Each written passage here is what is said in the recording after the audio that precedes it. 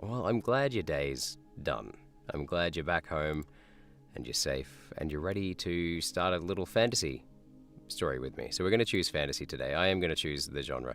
And I'll be honest with you, I am really just doing this because I'm trying to unwind from, just like you, we're the same, I think. We've both had, we'll just say, interesting days. Mine's been a little bit messy. But, you know, I like to think that there are good days and there are better days. Today wasn't a better day, but it was a good day. There was lots of good things that happened. All right. Now, let's select a character. A noble, a princess, a knight, a wizard, a witch, a ranger, a squire, a peasant, a fairy, or a rogue. I'm almost in the mood to pick knight. I just want something nice and, just simple and peaceful good, or whatever you call it. Not chaotic. Nothing chaotic. Something neutral would be nice, though. Maybe I'll just be a peasant. I feel a bit like a peasant today. Now, with the character name, though, I've got a couple of different spinners here. We're going to use a couple of different ones here. Where is my fantasy name? Here we go. Fantasy names. All right. We're going to click and get our own fantasy name. Here we go. I've got it says how many I've got 193 of them. All right. Some are more traditional and some are a bit more modern. And if I don't like it, I'll just respin. Orvin Firethorn. I'll just copy that and see. I'm going to do a second roll and see what I like.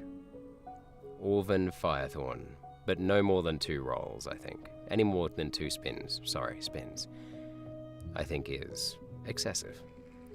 Lennox Nightfall. Lennox sounds a little bit more chaotic. And he's got the word night, which is like darkness. So I'm going to choose the first one. Here's my character's name. Orvin Firethorn. There we go. Dino says in the chat, should I tell you something that only my friends know? Dude, you don't have to tell me that in chat. Tell me in the Discord so that the whole world doesn't have to see.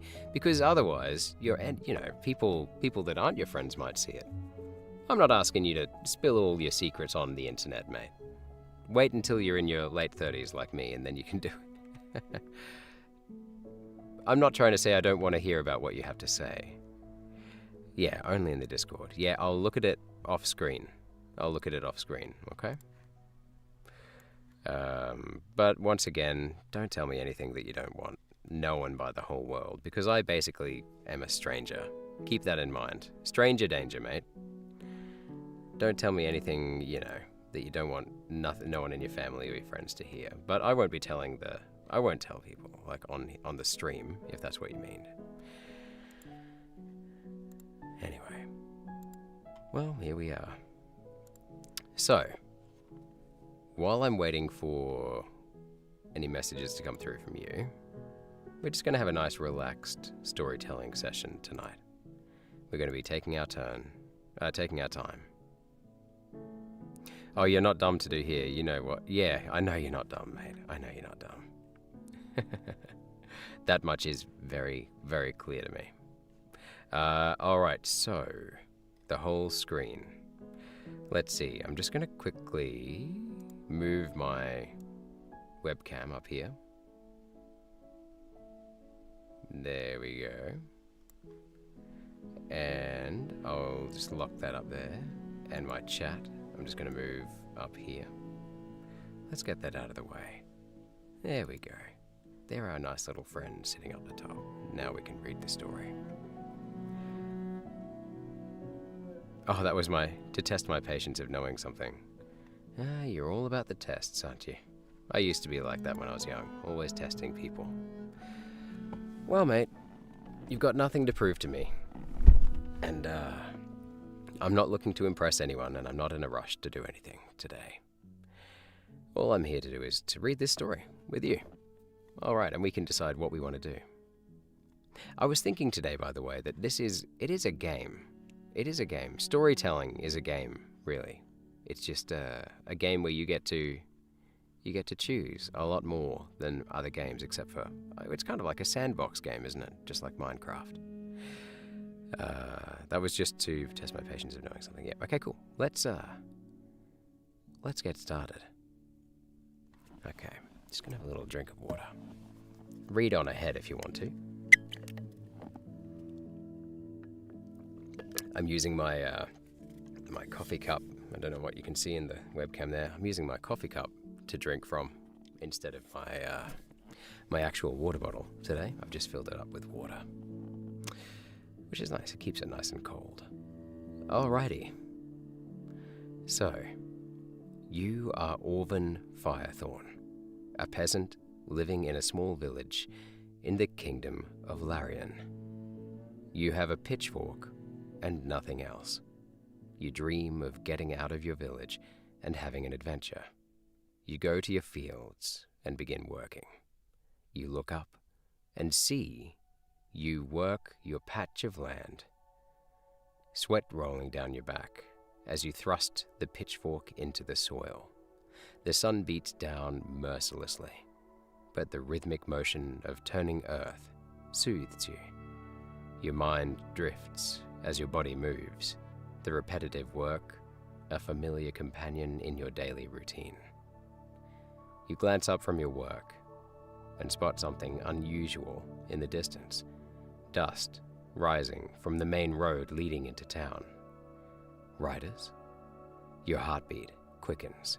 Mounted travelers are rare here, and never a good sign.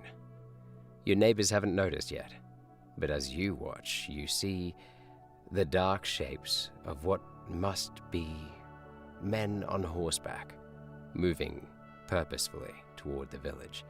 The rising dust forms a dark streak across the sky. Nothing real in it, only real. Gotcha. Yeah, no, I get it, mate.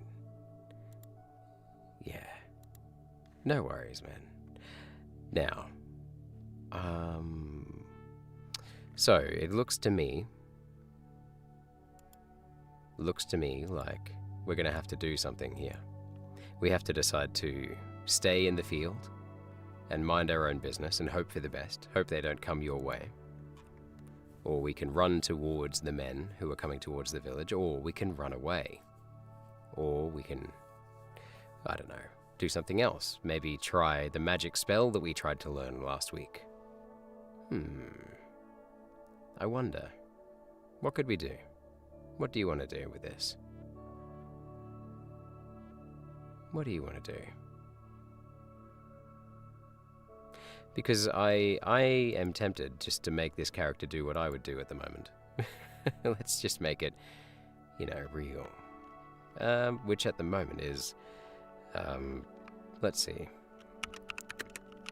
Run toward the village. Taking your pitchfork with you.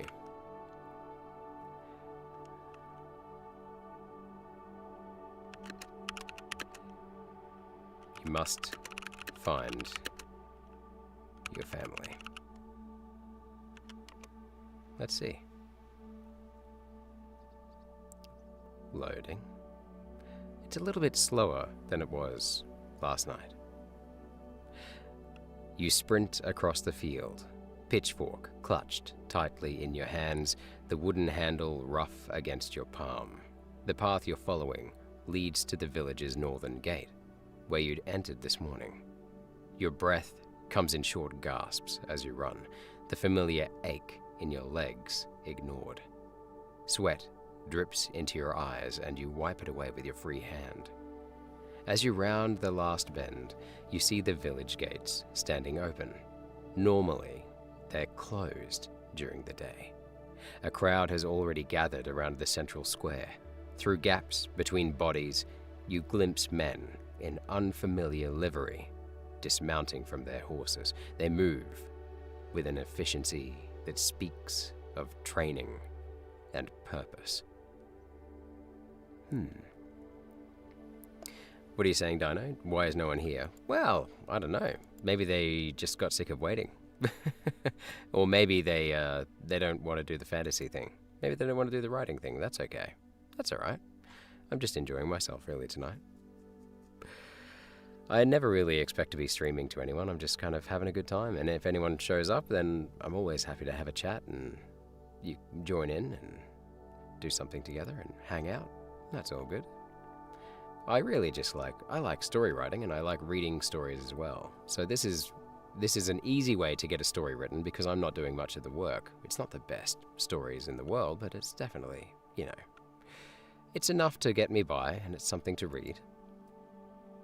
Hey, or maybe they are here, says Sefik. Sefik, you cheeky son of a bitch. And looks like we've got 4 people in the chat. Sound off, guys. Who are you? You don't have to tell me if you don't want to. So basically, if you've just joined the chat, here's the deal. You are Orvan Firethorn tonight.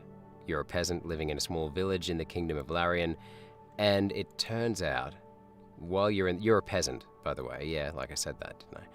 And what happened was you were in the field, you were just tending to your field, your land, sweat rolling down, it's a hot day, and then you notice that there are people coming towards the village on horseback, which is really unusual.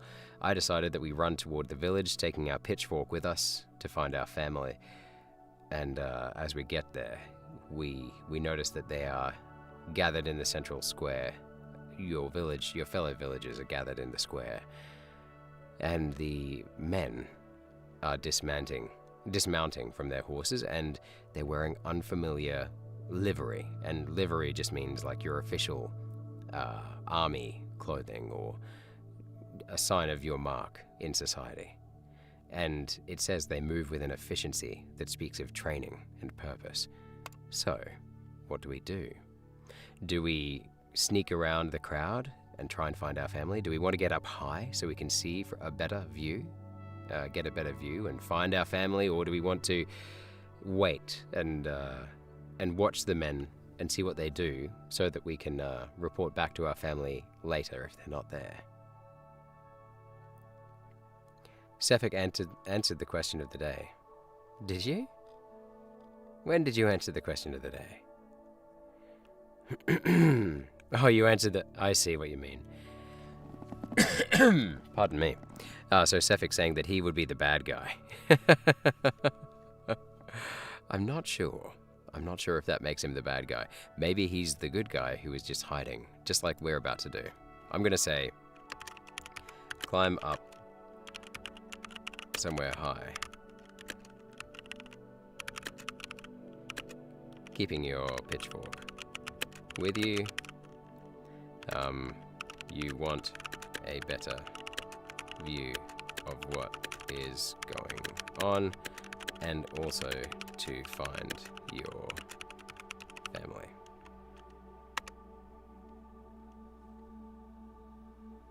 Oh, I see. He's asking you to answer it. Okay, right. You scramble up onto the roof of the village mill, the thatched straw rustling beneath your feet. The pitchfork's tines catch occasionally, threatening to tear holes in the fragile covering. The height gives you a commanding view of the village square below. Your family's house stands near the center. Its thatched roof, easily recognizable with the new green shoots you'd planted last spring. What?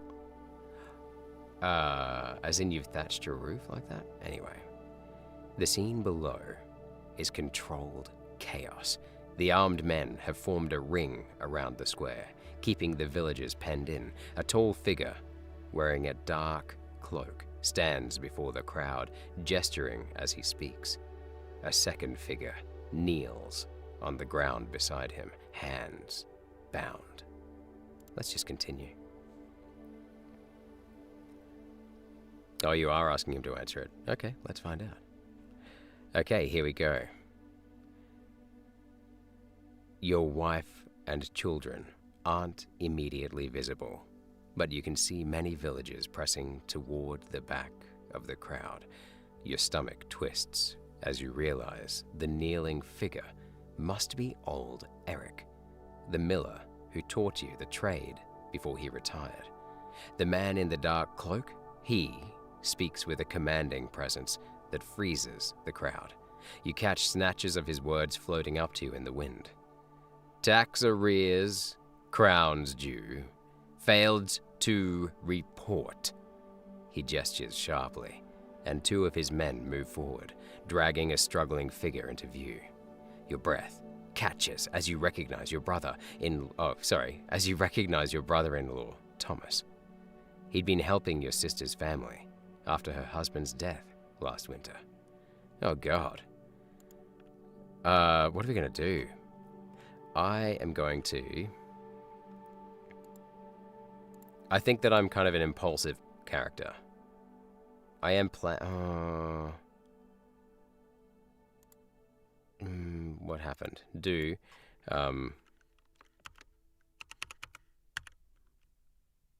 Oh God, what kind of am I feeling brave? Guys, am I feeling brave? Let's roll. Let's do a yes or no. Am I feeling brave, yes or no? Okay, let's go. No, I'm not feeling brave. All right. If I'm not feeling brave, then what I will do is I will... Oh, sorry. Sneak back down to ground level and get closer to your brother-in-law. Okay? So that you can receive him when the man has finished berating him. But I feel a little bit brave. Brave enough and not silly enough to not keep my pitchfork. Keep the pitchfork at your side. Okay. Nah, man, I'm doing the story tonight. Sorry, AMS. Last night, I really did enjoy the Deadshot, but tonight I'm just going to do the story. Sorry, man. I am keen to turn this one into a bit of an audiobook as well, which is why when I'm reading, I'm not looking at the chat. And that's okay. It'll still be a bit rough, but I'm going to make a video out of it where it's just the chat, just the story. So feel free to contribute. I'd love it if you gave me your ideas. Or if anyone else is in the chat. I think we have a few more people in the chat. Yeah, we have like 4 people in the chat now. So if you want to just suggest something, let me know. It can be chaotic or it can be fun. It's up to you. Make it more confusion-filled and interesting. Yeah, well, I'm waiting for something to happen. Yeah, well, feel free to, yeah, I can make it more confusing. You slide down the side of the mill, careful to keep your pitchfork close but not to jab it into the wood. Your heart pounds as you weave through the crowd toward where Thomas is being held. The smell of sweat and fear mingles in the air, as thick as smoke. You catch fragments of your brother-in-law's protest. My sister's children are starving. How could I leave them? The man in the dark cloak, some kind of tax collector, you realize, listens with cold patience before replying, the king's coffers require their due, even from widows' children. He turns away with a dismissive gesture, then pauses as his eyes sweep the crowd. Yeah, the reason I haven't made anything interesting happen is because I want to get a good feel for what's happening, and I think I have a pretty good feel now for what this guy's about. He's obviously an asshole. So what we're going to do is, I'm going to, okay, right, I'm going to make a decoy so I can get my brother out of there. So, but I'm not really feeling very creative today, so make a decoy. Yeah, well, this is it, right? Sefik says, I feel like this is actually a dilemma. Choosing the bad guys would obviously be bad, but there is a catch with the good guys. Oh, so you're saying this is the question of the day. Sorry, this is the question of the day. The question of the day was, if you were dropped into a fantasy world, would you be a good guy or a bad guy? And yeah, you're right, it is a dilemma. I'm trying to make it into a dilemma, yeah. I feel like this is actually a dilemma. Choosing the bad guys would obviously be bad, but there is a catch with the good guys as well. I feel, would I be a character which is actually self-righteous and therefore not good? A bad guy would always be bad, but a good guy would have the chance of being virtuous. Therefore, I would prefer to be a good guy, maybe a side character so I wouldn't have the depth to be self-righteous. So you're saying there is a catch with the good guys as well. Yeah, so you're saying if you were the good guys, you'd have to choose self-righteousness and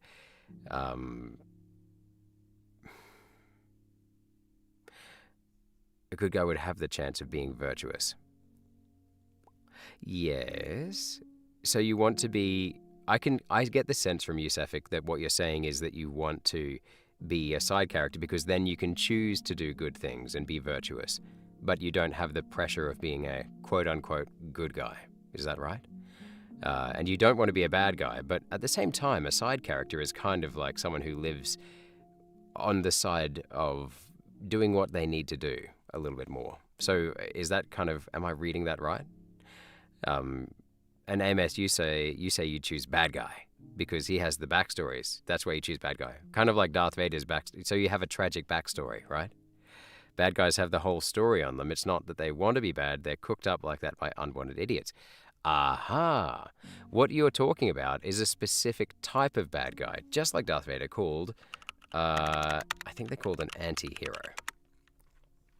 What is an anti-hero? A central character who lacks the traditional qualities. No, actually no. What are they called? Type of villain who is misunderstood.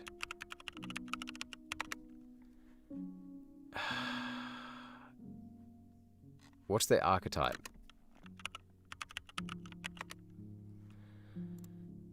Here we go. Let's see what kind of... anti-villain. I think it's an anti-villain or an anti-hero.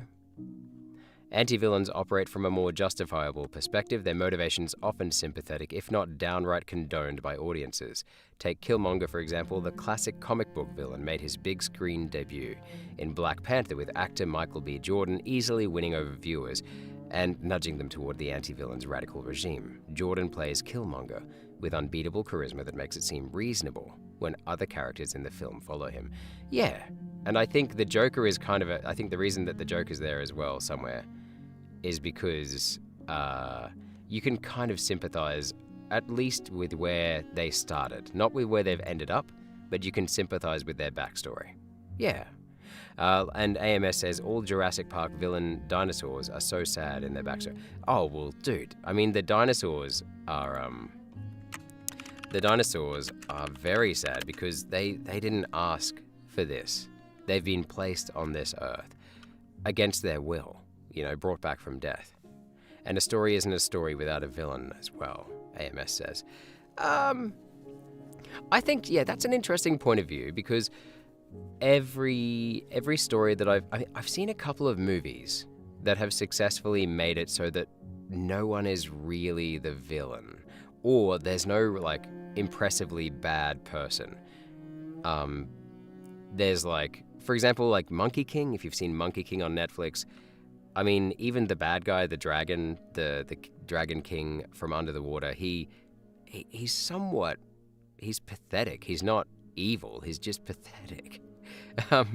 You know what I mean? Like there's no, and he pops like a pincushion, like a water balloon whenever someone, you know, confronts him with any kind of strength. So I don't think there are any real villains in some modern day movies, and I think that's kind of, it makes for a very,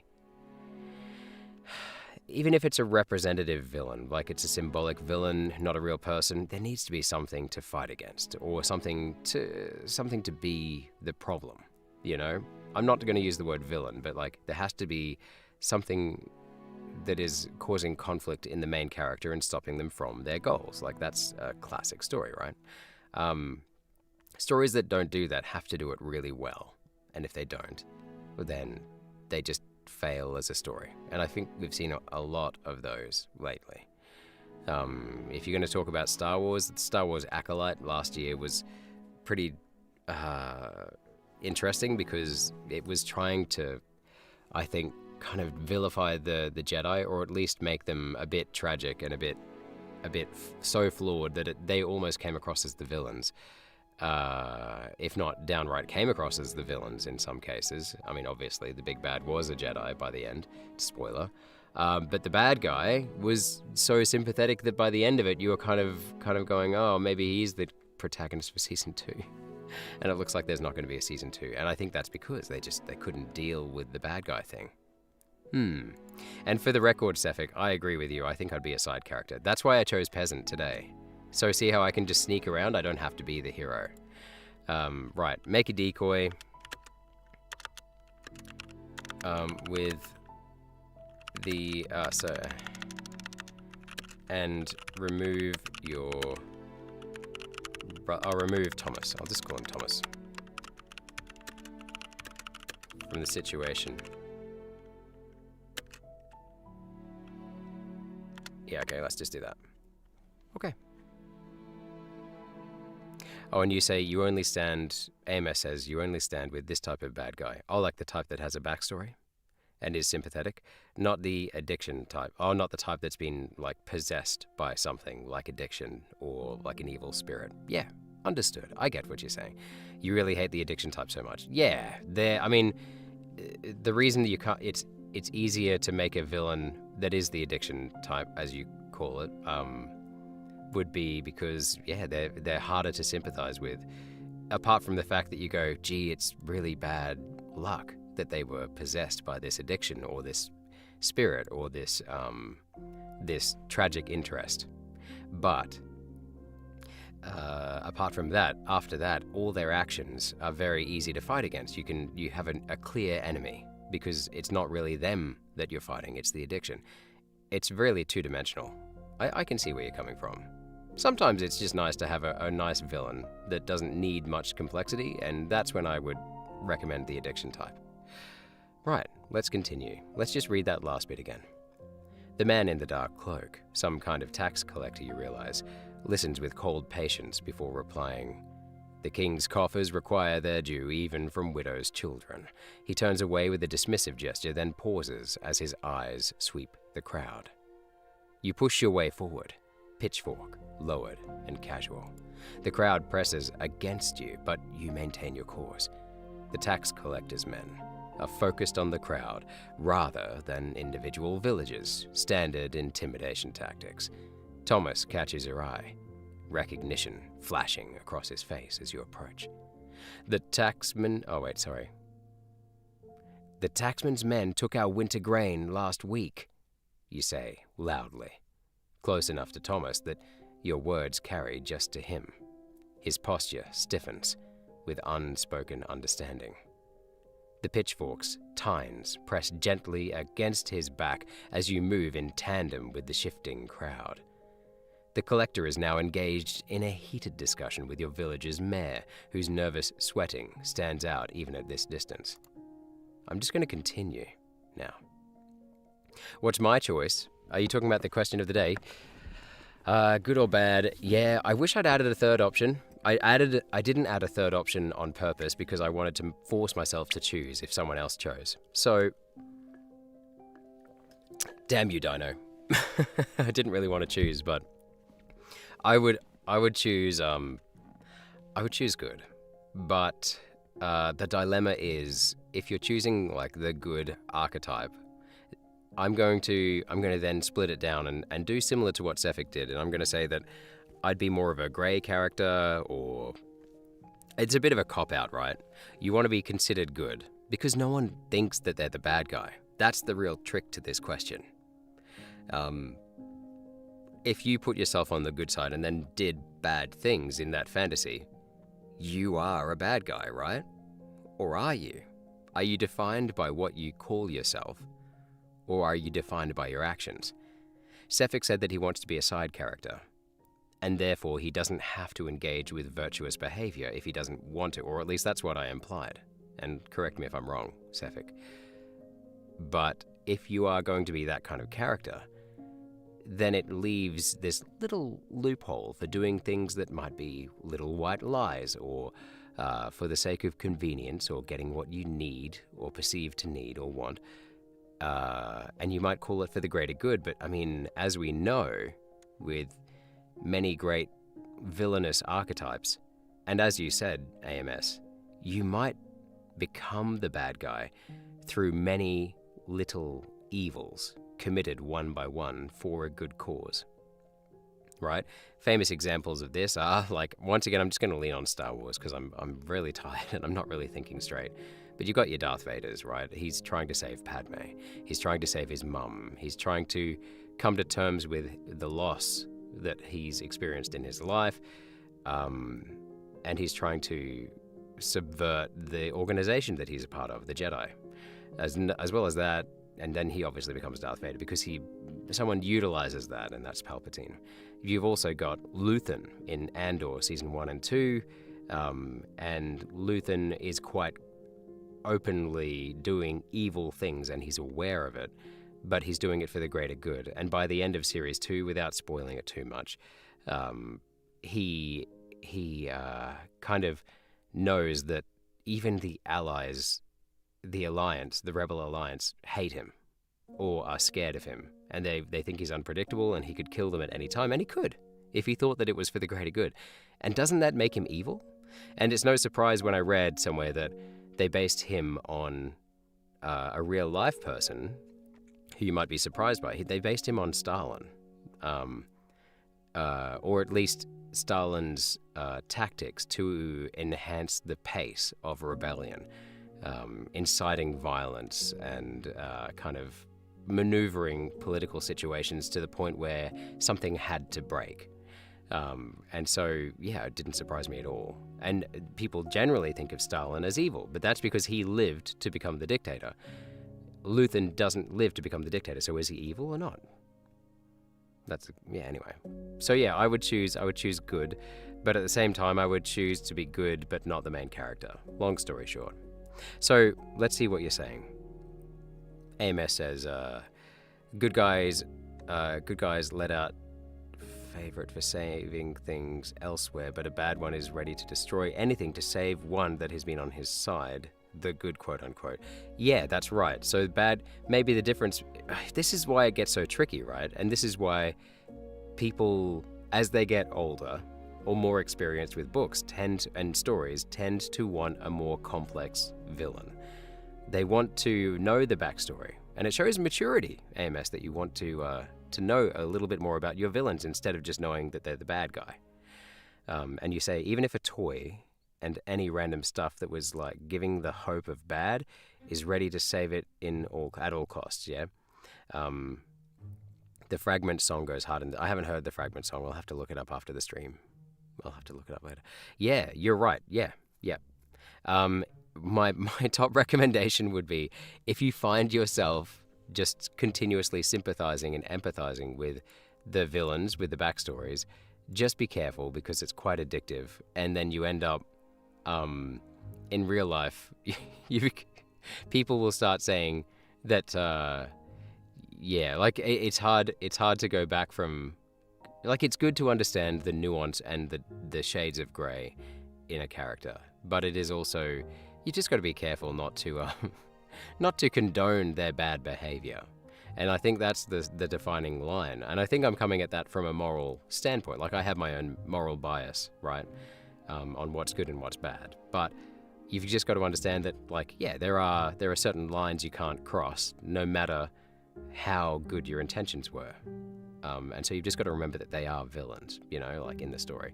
But the reason that a good story is a good story in that case is because it really makes you question yourself for a second there and go, maybe they are the good guy, Are you saying bad was supposed to be bad guy? You aren't a villain. AMS. Yeah, okay, no, I agree. Yeah. But you are something that is cooking something slowly to get goals only good ways. Yeah, dude. I mean, that's cool. Good. Everyone has the same goals. They want to be happy and protect those they love. I mean, if you put it down to that, you know, or yeah, everyone has a goal. Everyone has a goal. It's how you go about getting that goal, and how you maneuver the difficulties that you face along the way that decides the person you are. And that conflict, that deep internal conflict, is what great literature manages to capture, and your relationships with people along the way. Anyway, let's keep reading. The collector is now engaged in a heated discussion with your village's mayor, whose nervous sweating stands out even at this distance. The collector's men keep their eyes on the mayor and the crowd, not the two of you moving within it. Thomas takes small, controlled steps, keeping his head down and his body language neutral. You follow, letting the press of bodies mask your movements. When a particularly large man shifts beside you, you use the space he creates to move Thomas toward a narrow alley leading out of the square. A sharp whistle cuts through the crowd. One of the collector's men has noticed. There! The one who spoke! He points directly at you. The tax collector turns, his face impossible to read from this distance. The guards begin pushing their way through the crowd, their expressions hardening. Your heart hammers against your ribs. Guys, what are we going to do? I think we should do something. I'm just going to be like general here. Okay. A massive, I don't know, an intense chase scene ensues. You are to end up captured along with Thomas. However, you become severely wounded.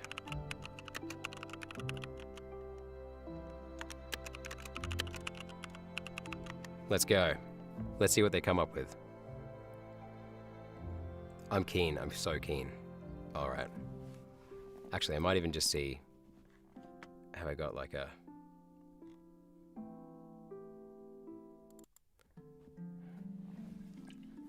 That's not exactly the music that I was hoping for, but I'm just going to grab a drink of water here. AMS says, but the main thing, why I said that I stand for the bad guy is because the lack of understanding about him by others. I always hate when someone just doesn't know things fully, and I know what kind of consequences it gives. So that would explain why I chose that option. Yeah, I mean, and that's a really good justification. And I see it every day. Like when I teach kids at high school every single day, and I see it with my own kids, and I remember it from when I was a kid. One thing I can never fault teenagers for, ever, is they have a sense of justice and injustice that I think some adults forget or they take for granted. And that's where a lot of like behavior and conflict in a school, or at least when you're a child or a teenager, comes from. Like, because you know what's right and you feel like you know what's wrong, and when you see that out of balance, you combat it head on. And some adults wonder why you're doing that, but it's because you have a heightened sense of justice. You haven't... I'm not trying to sound patronizing, but like when you get older, you'll see injustice happen in front of you every single day. And there's only 24 hours in the day, and you can only be awake for about 16 of those before you start to feel ill from lack of sleep, and I can attest to that. There's only so much good you can do in a day.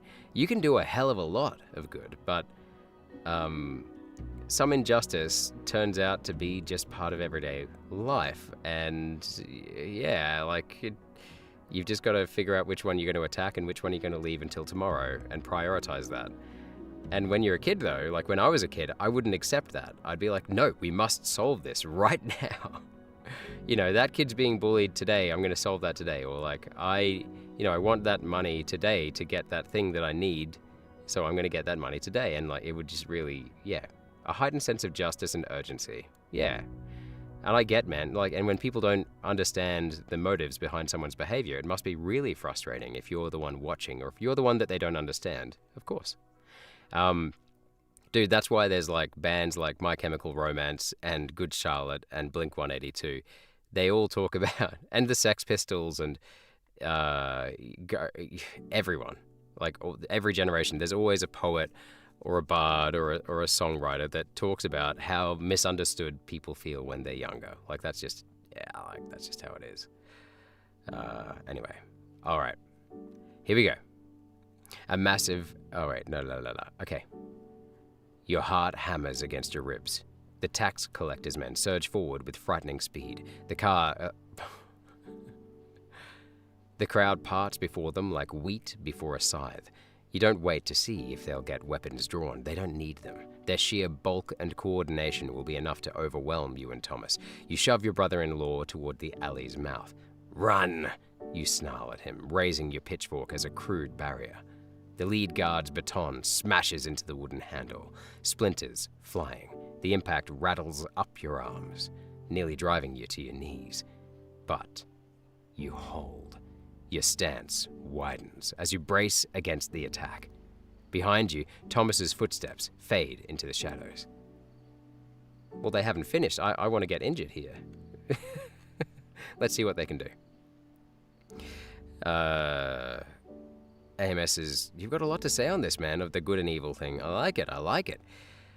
So you're saying the feeling when everything is on your side, even it's the good side, even the other guy feels he's the wrong because of you and everyone believes you, and all of a sudden you feel like you've done something waste? You start to feel, I feel like, take your time writing, man, take your time. Okay, I feel like it'll come across better if you take your time. You start to feel you were wrong, and this feeling is the right one every way, and you stand in the tragic way. Now I realize why I'm writing essays. Yeah, dude. So obviously something's happened. I can see something's happened. You're thinking of one or two particular things where people keep telling you you've done the wrong thing when you feel like you've done the right thing. Yep. And how you deal with that is key. And I would say, and this sounds really basic, but the first step is breathe. Just breathe. Just breathe when you're thinking about it. Because if you start thinking about it too much without just relaxing a bit, you're just going to end up rabbit holing and spiraling in despair. You know what I mean? And sleep on it. That's the big one as well. Have a sleep. Hydrate and sleep. That's the big one. Or as my dad used to say, get told in the army back in the 40s and 50s of last century, keep your mouth shut, keep your sleep well, and keep your bowels open. You made everyone to fall on your side, even the opponent, then you suddenly become your own opponent on realization. Yeah.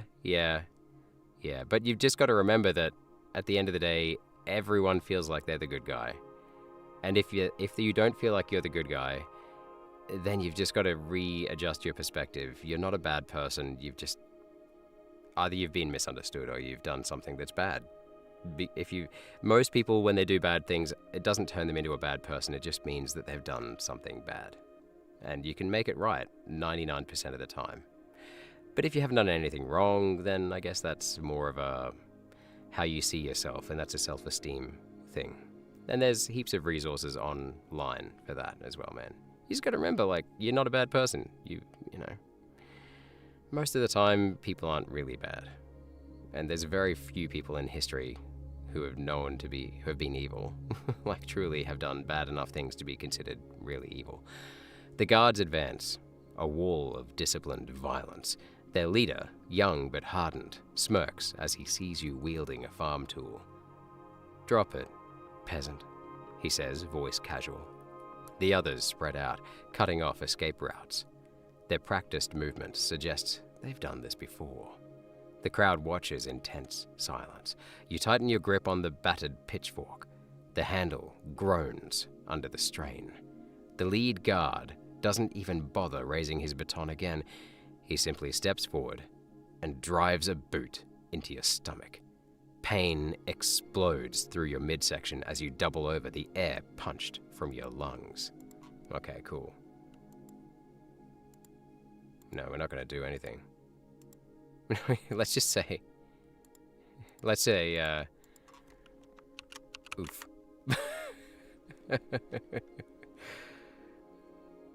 We're going to progress this right after this. Bro. I know. That was a bit of a cop-out. Pardon me. The impact of the guard's boot sends waves of agony through your body, forcing an involuntary oof from your lips. You stagger back, still clutching the damaged pitchfork as the guard sneers. Pathetic, he mutters, drawing his baton for another strike. The other guards close in, their expressions cold and professional.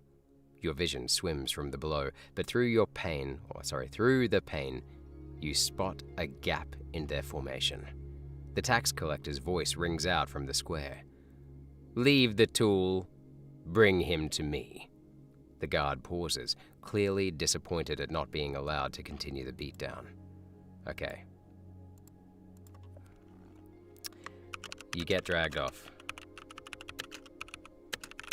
And,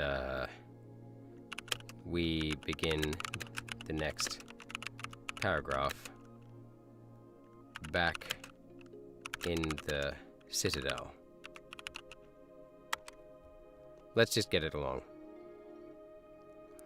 If you're writing to show and express something that is so fire that has to be written in essays, you would suddenly start feeling it in you. Yeah, man. Yeah, I mean, you need to have control when you write. It doesn't mean you don't feel, but you definitely need control and calm.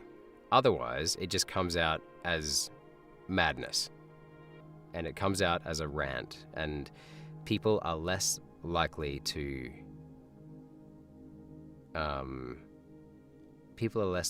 listen to you if you are not able to get your point across in a calm way. That's all I'm saying. And yeah, you said that's what makes a psycho psycho. Well, I mean, yeah, that's an opinion. That's definitely an opinion. Okay. The guard grabs you by the scruff of your tunic and hauls you upright, his grip cruelly tight. Your pitchfork is wrenched from your grasp and tossed aside with contempt. The other guards fall into step around you as you are marched back toward the square, their armored presence making your muscles tense in preparation for further violence. The tax collector stands with his back to you, still speaking with the mayor. His dark cloak ripples as he gestures sharply. When he turns, his face is pale and narrow, the kind of features that look carved from stone. His mouth forms a thin line as he assesses you. "So, this is the troublemaker," he says, each word cold and precise. You say, "You just broke the thing, that is why I can still do all that and not become psycho, la la la la la."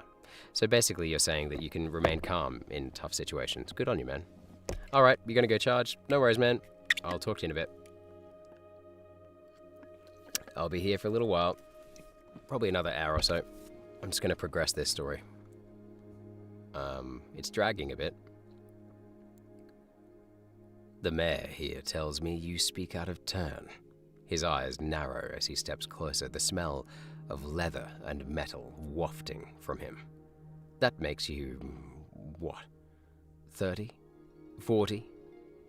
Your chest still heaves from the beating, your stomach aching where the guard kicked you. Sweat stings your eyes as you keep your gaze fixed on him. The other guards move subtly closer, their presence looming. "Perhaps you require an example," the collector says, tilting his head slightly. He gestures and two of his men step forward. One grabs your arm while the other produces a length... Pardon me. One grabs your arm while the other produces a length of heavy rope. The villagers watch in silence, many averting their eyes from what's about to happen. Okay, story. Introduce a plot twist. You have a very slight amount of magic, but not enough to free you.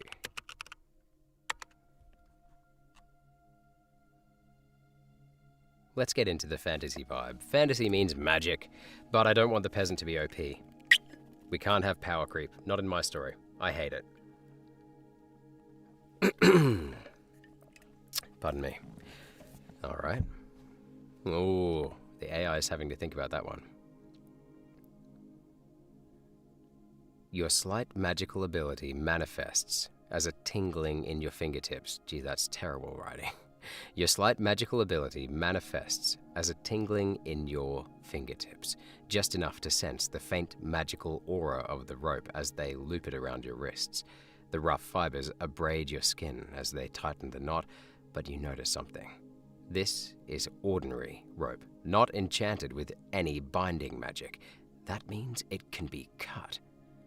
The guards drag you toward a wooden post driven into the ground near the mill. It's one of several scattered throughout the village, used for everything from hanging meat to restraining misbehaving children. Jesus Christ, that's rough. The crowd watches in tense silence, several women murmuring prayers for you. Your captors slam you against the post with brutal efficiency, and you grit your teeth against the impact.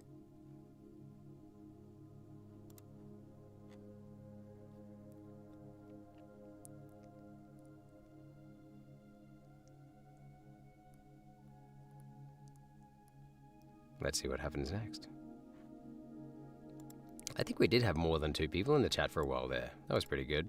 And then I started talking about good and evil, and I think they just got sick of me and went away. Fair enough. I don't really care. I'm having a good time. The post's rough surface scrapes against your back as they tie you in place. The rope bites into your wrists, pulling them tight above your head. The tax collector paces before you, his boots scuffing in the dirt. Your brother-in-law fled, he says quietly, with none of the previous crowd's drama. Cowardice runs in your family, it seems.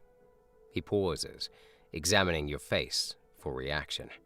When he speaks again, he's almost conversational.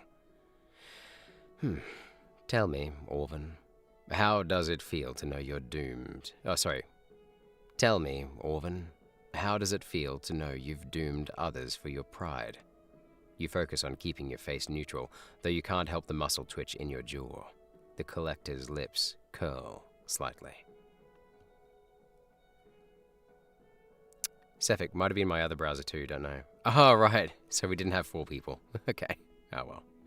Have you got this feeling that you did something and you didn't get the name for it? The thing is that it's not that you want to be shown to others like a pro about it, but you want a false thing to be. Dude, I don't know what that means. You might have to think about the words you're using, because I'm not sure. Maybe just Google it, and then come back to me with a word. You know what I mean? Like, the thing that is that it's not that you want to be shown to others like a pro. Yeah, I'm not sure. I'm not sure what you mean, man. I'm sorry.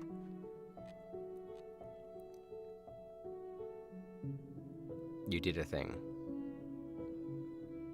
You're gonna have to be more specific. Someone else gets named for it. Oh, so you did a bad thing and you blame someone else for it.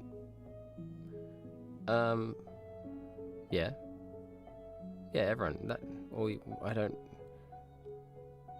I'm not sure, man. I'm just gonna wait until you get that kind of thought finished. You focus on keeping your face neutral, but you can't. Though you can't help the muscle twitch in your jaw. The collector's lips curl slightly. I'm curious, he continues, circling you like a predator. Do you truly believe you've won anything by this? Thomas will suffer. Your wife will suffer. The village will suffer. He stops, facing you directly. But you'll suffer most of all. They can escape. You cannot. The crowd murmurs, and you spot several of the villagers making furtive hand signals. Some kind of coded message, perhaps. I mean, you would know. Shouldn't you know? You're like one of the villagers, man. The tax collector notices too. His head snapping around. He speaks sharply to his men, who immediately begin moving to control the crowd. Okay. Do something. I want you to incite rebellion.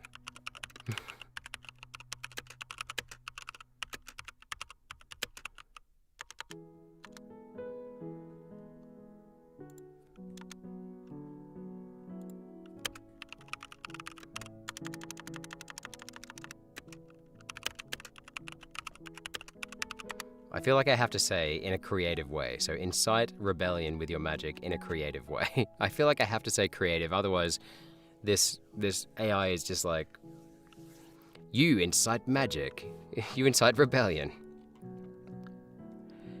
Your magic flares to life as the tax collector's men move to control the crowd. You focus not on yourself, but on the villagers' fear. You pull at their collective anxiety, twisting it into a rising tide of resentment. The magic manifests in subtle ways. Flames guttering in nearby hearths, shadows stretching unnaturally, the air growing heavy with static. The tax collector feels it, his eyes narrow as he turns back to you with a cold smirk. You think your little tricks frighten me, he says softly, taking a single step closer. You're just another fool trying to play at sorcery. Watch. With a sharp gesture, he produces a small vial from his cloak. Oh, Jesus.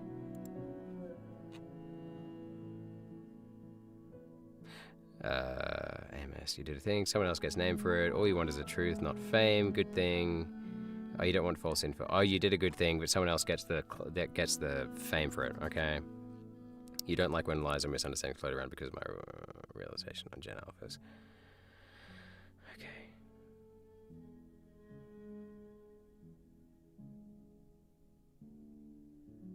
Aha.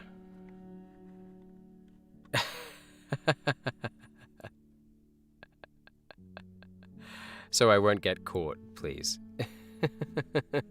What do you mean get caught? Or is this just like... Yeah, stop hallucinating. But at the same time...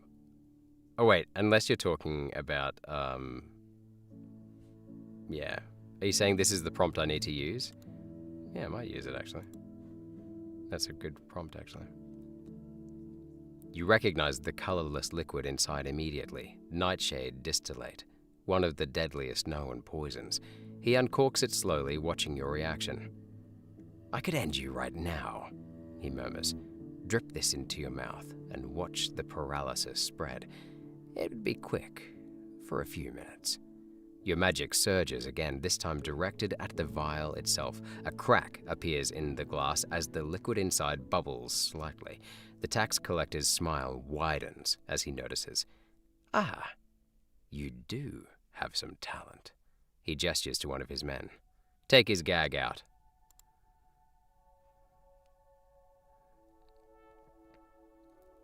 Fast on the phone, that's where mistakes come, sorry. I'm not hallucinating, just saying a realization that is true. And that's all for today. Oh, I don't. No, AMS, I think Safik's talking about the AI. I think Safik's talking about the AI. You don't like getting driven insane. I don't know what you mean by that, man. I don't know what you mean by that. Like, I don't know how you would be driven insane at the moment.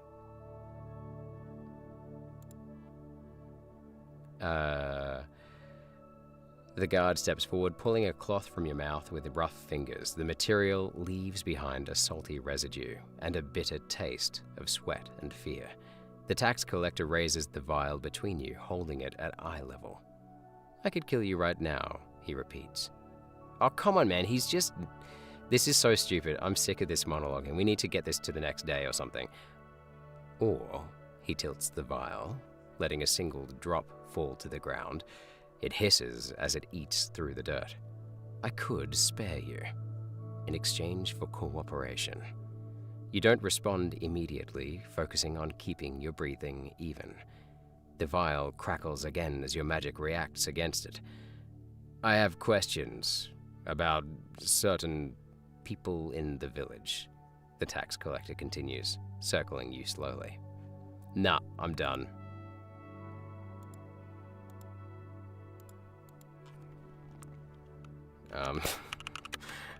hurry the plot along.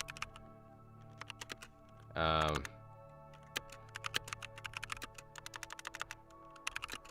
having the collector die within the next 5 sentences. Because I'm done, man. I'm done.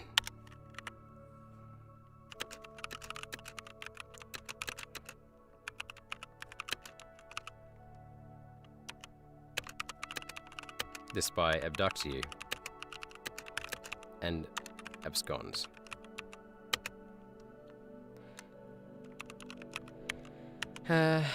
Yep. Leave the scene quickly. And I'll use a prompt. Let's see what it does. Okay, bye. I think I want to sleep. Okay, man, have a great sleep. Thanks for catching up in the chat, man. I hope you're feeling okay. Sounds like you've got a bit of stuff to think about. Just remember, breathe, sleep, hydrate. Try and get some food. It's great to see you, man. The tax collector stands close enough for you to see the calculating amusement in his gaze. He raises the vial again, another drop sizzling into the dirt at your feet. Your hesitation is telling, he says softly. The rope creaks as you tense against it. The spy is already moving. You feel the presence behind him, silent and lethal. Last chance, the collector murmurs. His free hand drifts down towards his belt, where a thin dagger is sheathed. The spy strikes like a serpent. One moment the collector is posturing, the next a blade flashes between his ribs. He chokes out a wet gasp, the vial dropping from his fingers to shatter on the ground. Continue. Hurry up. I see the faces, man. Yeah, I see the faces. Yep. Yep.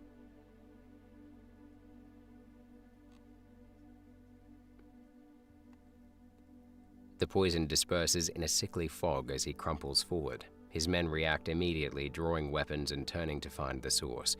But the spy has already melted back into the crowd, leaving only the collector's corpse crumpling at your feet.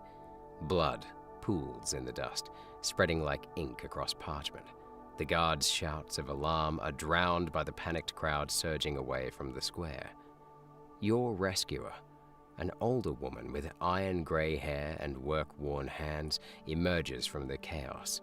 She moves with surprising speed, her fingers already working at the knots holding you to the post. "Keep your head down," she hisses.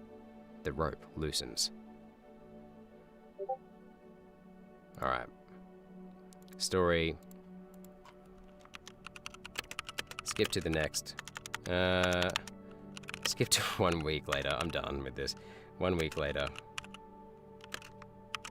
You are in the rebel hideout. I'm done. Okay, bye. See ya, AMS. Bye. And well, you won't see me saying that. Okay, that's fine. Just you and me, Sefik, old buddy, old pal. Alrighty. So, what's the lag like today, man? Got bored of the story already? Who, me? It's just, I tried to make it so that today was just a cruisy little, like, fantasy romp, but it's not moving it along, man, like. And, they're not offering any complexity of character. I'm noticing that's, like, the biggest weakness is, I mean, I have to do the work, which is fair. Because otherwise it ends up being like, yeah, like 10th grade, if you're lucky, you know, like I wouldn't call it, your last action is still being processed. Oh, okay, right. I would say that if you passed with this as a creative writing piece in year 10, you wouldn't be passing by much. You'd I don't know. I'd have to see a criteria sheet.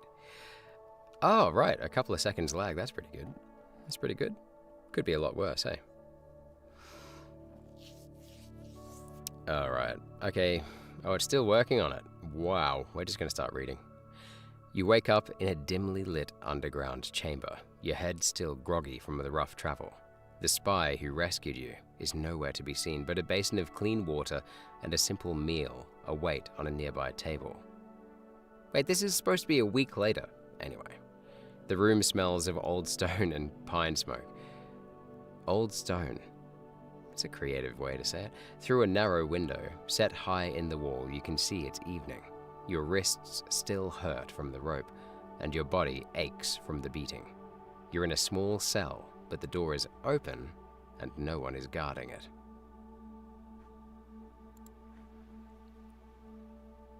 Do you know what this actually makes me do? It literally just makes me want to go and read like a real novel to make myself feel smarter again. Because this is just like, oh man. Alright. I'm starting to feel like I need to get ridiculous with this. I don't know if I can use this anymore. for now. No, I need to wrap it up. I need to finish it. I'm getting terrible at not finishing stories. Yesterday I didn't finish either one of those. Alright, okay. Your muscles protest as you push yourself upright, every movement sending jolts of pain through your battered body. The simple meal, a crust of bread, a wedge of hard cheese, and a flask of water, waits untouched. The air carries wood smoke and damp earth, mingling with the medicinal aroma of healing salves nearby. The open door is an invitation, but you've learned not to take things at face value. Footsteps echo down the stone corridor beyond. Heavy boots, deliberate and unhurried. Then, she appears, a woman of perhaps 50 summers, her iron-grey hair pulled back in a tight braid. Her eyes are a storm-dark blue, assessing as she enters. You're awake. Take a turn. All right.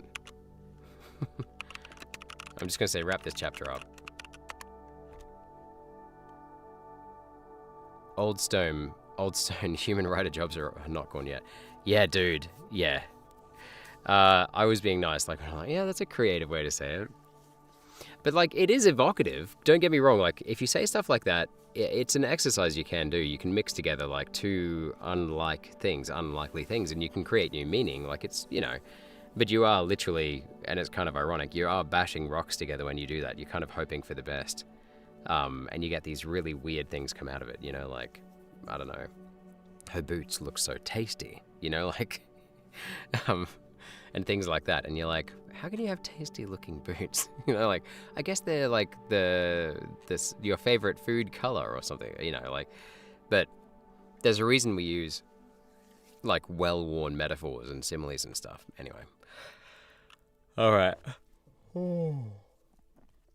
She pauses in the doorway, studying you with a cool expression. The shadows seem to dance in the flickering torchlight, highlighting the scar that traces her jawline.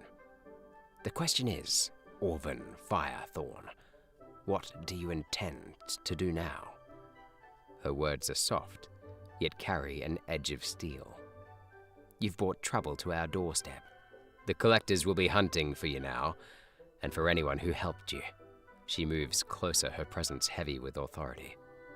We don't take kindly to those who endanger our operation. Her hand rests casually on a long knife at her belt. A clear warning. Yeah, we're going to call that the end of the chapter for now. Jesus Christ. Okay. Can we please read something good? Sefik, that's pretty funny, actually.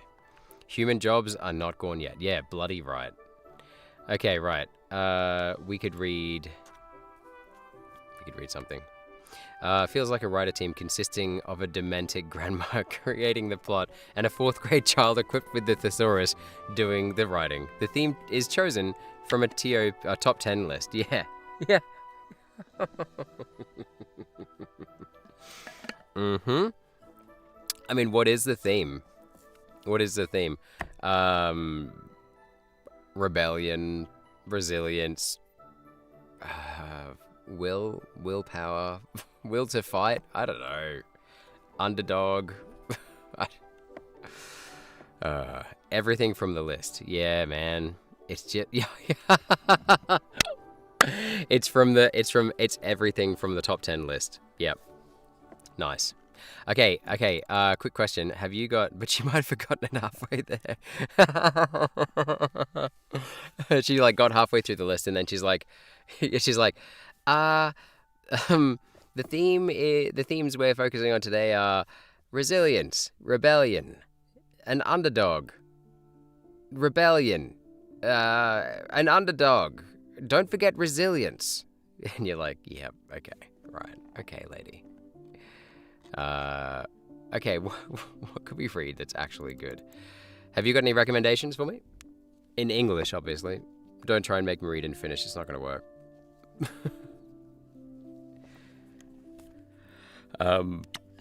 Like old books.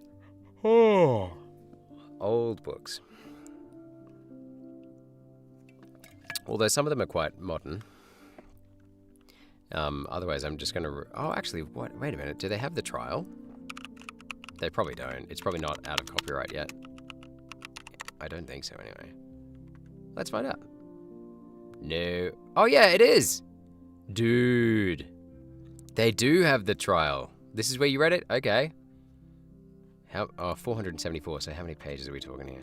Hang on. Oh, it's on the wrong browser window, but I used to have an app, a little widget that showed me the word count of a page.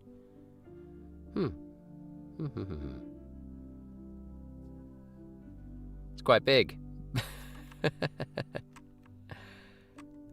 Okay. I'm guessing this is about 70 to 80... 70 to 100,000 words.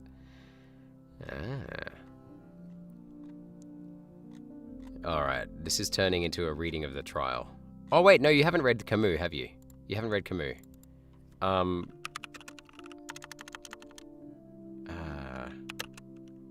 Is it The Outsider? Oh my god, I can't type. Okay. Is it Latron? What's his name again? Camus? No. Jean-Pierre Camus. The Spirit of Saint Francis de Sales. Camus, yeah. No, they don't have it. Okay. Darn. I'm not going to read anything that's not public domain on the old intranets. Albert Camus, yeah. Albert Camus, yeah. They don't seem to have him. Well, they don't have anyone Camus except for that guy, who's obviously not the same guy. No. Booger. We could read the trial, but you've already read the trial. Let's read something together that you haven't read but is on your, like, read list. Unless you want to take a recommendation.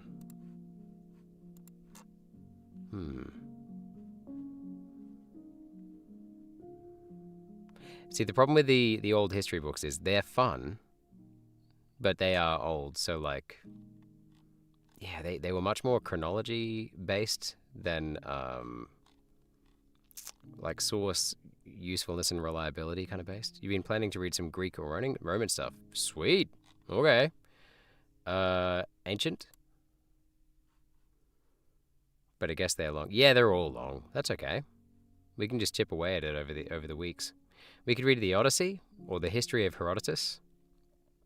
The Iliad. An account of Egypt. Letters apply to the Odyssey, the memorabilia. You're not into any of that Stoicism stuff, are you? The, what's his face? Who wrote all the Stoic stuff? Who wrote that meditations book? It's all very... But you'd be more into... Are you into philosophy, or are you talking about actual history, or what? What's your poison?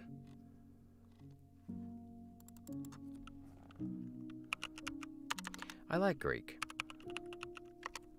I just type in Greek. Marcus Aurelius, that's the dude. Yeah. If you're into that, we can read some of his stuff. It's always fun. Well, not fun, and that's kind of the point. Actually thought about reading it. Yeah, cool, let's do it. Meditations. I just type this in? There we go. They're pretty good. I think they're real. I mean, they're really good. But, yeah. Well, there's no, yeah, there's just, they're really good, yeah. Alright. Is that volume too loud?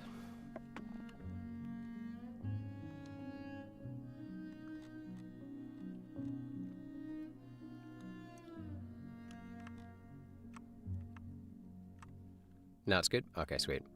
Alright. Meditations by Marcus Aurelius. Marcus Aurelius Antoninus, the Roman Emperor. Introduction. Marcus Aurelius Antoninus was born in April 26 AD 121. His real name was M. Annius Verus, or Verus. He was sprung of a noble family which claimed descent from Numa, second king of Rome. Thus, the most religious of emperors came of the blood of the most pious of early kings. His father, Annius Verus, had held high office in Rome, and his grandfather of the same name had been thrice consul. Both his parents died young, but Marcus held them in loving remembrance. On his father's death, Marcus was adopted by his grandfather, the consular Annius Verus, and there was deep love between these two. On the very first page of his book, Marcus gratefully declares how of his grandfather he had learned to be gentle and meek, and to refrain from all anger and passion. Actually, which translator is? There's two really famous translations, two or three really. Who's translated this one?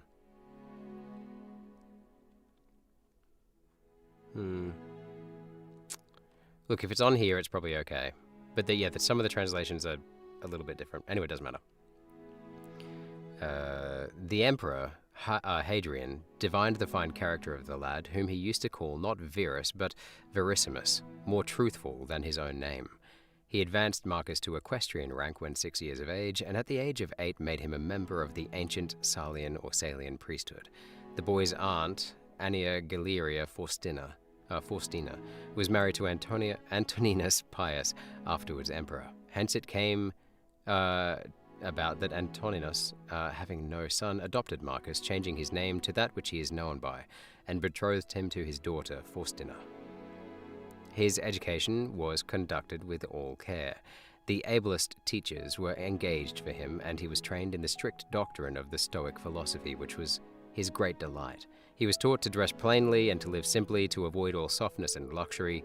His body was trained to hardihood by wrestling, hunting, and outdoor games, and though his constitution was weak, he showed great personal courage to encounter the fiercest boars.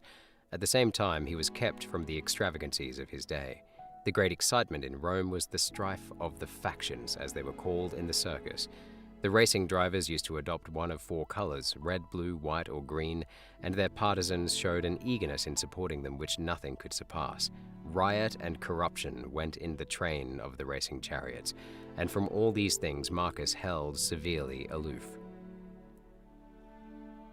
It's good, eh? In 140, Marcus was raised to the consulship, and in 145 his betrothal was I've never actually read the introduction for it. Is that okay if we're reading this? And in 145, his betrothal was consummated by marriage. 2 years later, Faustina brought him a daughter, and soon after the tribunate and other imperial honors were conferred upon him. Antoninus Pius died in 161. How long ago is that? So that's 16 years after that. And Marcus assumed the imperial state. He at once associated himself L. Cionius Commodus, whom Antoninus had adopted as a younger son at the same time with Marcus, giving him the name of Lucius Aurelius Verus. Henceforth, the two are colleagues in the empire, the junior being trained as it were to succeed. No sooner was Marcus settled upon the throne than wars broke out on all sides. In the east, Vologeses III of Parthia began a long meditated revolt by destroying a whole Roman legion and invading Syria in 162. Verus was sent off in hot haste to quell this rising, and he fulfilled his trust by plunging into drunkenness and debauchery while the war was left to his officers. Soon after, Marcus had to face a more serious danger at home in the coalition of several powerful tribes on the northern frontier. Chief among these, or those, were the Marcomanni, or Marchmen, the Quadi, mentioned in this book, the Sarmatians, and the Catti. The Sarmatians, the Catti, and the Jazigis? Man. In Rome itself there was pestilence and starvation, the one brought from the east by Verus's legions, the other caused by floods which had destroyed vast quantities of grain. The first book has more introducing, so perhaps just skip it. Yeah. I do like the context. How much have we got to go? If there's only like 1 or 2 more paragraphs. Oh, Christ. No. Okay, right, let's just do this. Alright, let's do it.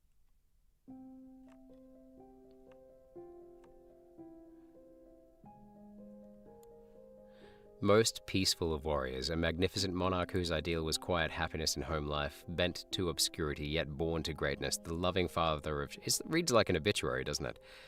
Of children who died young or turned out hateful, his life was one paradox. That nothing might lack, it was in camp before the face of the enemy that he passed away and went to his own place. All right, cool. Here we go. His first book, concerning himself. Wherein Antoninus recordeth, what and of whom, whether parents, friends, or masters, by their good examples, or good advice and counsel he had learned, divided into numbers and sections, Antoninus... Okay, that's just...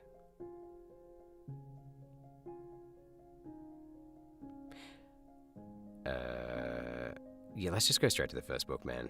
Okay, cool. The first book. 1. Of my grandfather, Verus, I have learned to be gentle and meek, and to refrain from all anger and passion. From the fame and memory of him that begot me, I have learned both shamefastness and manlike behavior. Of my... Oh, for fuck's sake. Sorry, pardon me. Of my mother, I have learned to be religious and bountiful, and to forbear not only to do, but to intend any evil, to content myself with a spare diet, and to fly all such excess as is incidental to great wealth. Of my great-grandfather, both to frequent public schools and auditories, and to get me good and able teachers at home, and that I ought not to think much if upon such occasions I were at excessive charges. 2. Of him that brought me up not to be fondly addicted to either of the 2 great factions of the coursers in the circus, called Prasini and Veneti, nor in the amphitheatre partially to favour any of the gladiators or fencers as either the Palmularii or the Secutores. Moreover, to endure labour, nor to need many things, when I have anything to do it myself rather than by others, not to meddle with many businesses, and not easily to admit of any slander. Number 3. Of Diognetus, not to busy myself about vain things, and not easily to believe those things which are commonly spoken by such as take upon them to work wonders, and by sorcerers, or prestidigitators and impostors, concerning the power of charms and their driving out of demons or evil spirits and the like, not to keep quails for the game. Oh, as in not to gamble, not to breed for gambling, nor to be mad after such things, not to be offended with other men's liberty of speech, and to apply myself unto philosophy. Him I must thank, that ever I heard first Bacchius, then Tandarsus and Marcianus, and that I did write dialogues in my youth, and that I took liking to the philosophers' little couch and skins, and such other things, which by the Grecian discipline are proper to those who profess philosophy. Number 4. To Rusticus I am beholding that I first entered into the conceit that my life wanted some redress and cure. Oh, don't we all? And then, that I did not fall into the ambition of ordinary sophists. Sorry. It's because my dad was a sophist for a little while. Anyway, either to write tracts concerning the common theorems, or to exhort men unto virtue and the study of philosophy by public orations, as also that I never by way of ostentation did affect to show myself an active, able man for any kind of bodily exercises, and that I gave over the study of rhetoric and poetry and of elegant, neat language, that I did not use to walk about the house in my long robe, nor to do any such things. Moreover, I learned of him to write letters without any affectation or curiosity, such as that was which by him was written to my mother from Sinuessa, and to be easy and ready to be reconciled, and well pleased again with them that had offended me, as soon as any of them would be content to seek unto me again. To read with diligence, not to rest satisfied with a light and superficial knowledge, nor quickly to assent to things commonly spoken of, whom also I must thank that I ever lighted upon Epictetus, his hypomnemata, or moral commentaries and common factions, which also he gave me of his own. Oh, what a kind guy. Number 5, from Apollonius, true liberty and unvariable steadfastness, and not to regard anything at all, though never so little, but right and reason, and always, whether in the sharpest pains or after the loss of a child, or in long diseases, to be still the same man, who also was a present and visible example unto me, that it was possible for the same man to be both vehement and remiss, a man not subject to be vexed and offended with the incapacity of his scholars and auditors in his lectures and expositions, and a true pattern of a man who, of all his good gifts and faculties, least esteemed in himself that his excellent skill and ability to teach and persuade others the common theorems and maxims of the Stoic philosophy. Of him also I learned how to receive favors and kindnesses, as commonly they are accounted, from friends, so that I might not become obnoxious unto them, for them, nor more yielding upon occasion than in right I ought, and yet so that I should not pass them neither, as an unsensible and unthankful man. This is all just like, he just spitting truth, isn't he? This is great. Number 6, of Sextus, mildness and the pattern of a family governed with paternal affection, and a purpose to live according to nature, to be grave without affectation, to observe carefully the several dispositions of my friends, not to be offended with idiots, nor unseasonably to set upon those that are carried with the vulgar opinions, with the theorems and tenets of philosophers. His conversation being an example how a man might accommodate himself to all men and companies, so that, though his company were sweeter and more pleasing than any flatterer's cogging and fawning, yet was it at the same time most respected and reverenced, who also had a proper happiness and faculty, rationally and methodically to find out and set in order all necessary determinations and instructions for a man's life. A man without ever the least appearance of anger, or any other passion, able at the same time most exactly to observe the Stoic apatheia, or unpassionateness, and yet to be the most tender-hearted, ever of good credit, and yet almost without any noise or rumor, very learned, and yet making little show. Truth. 7.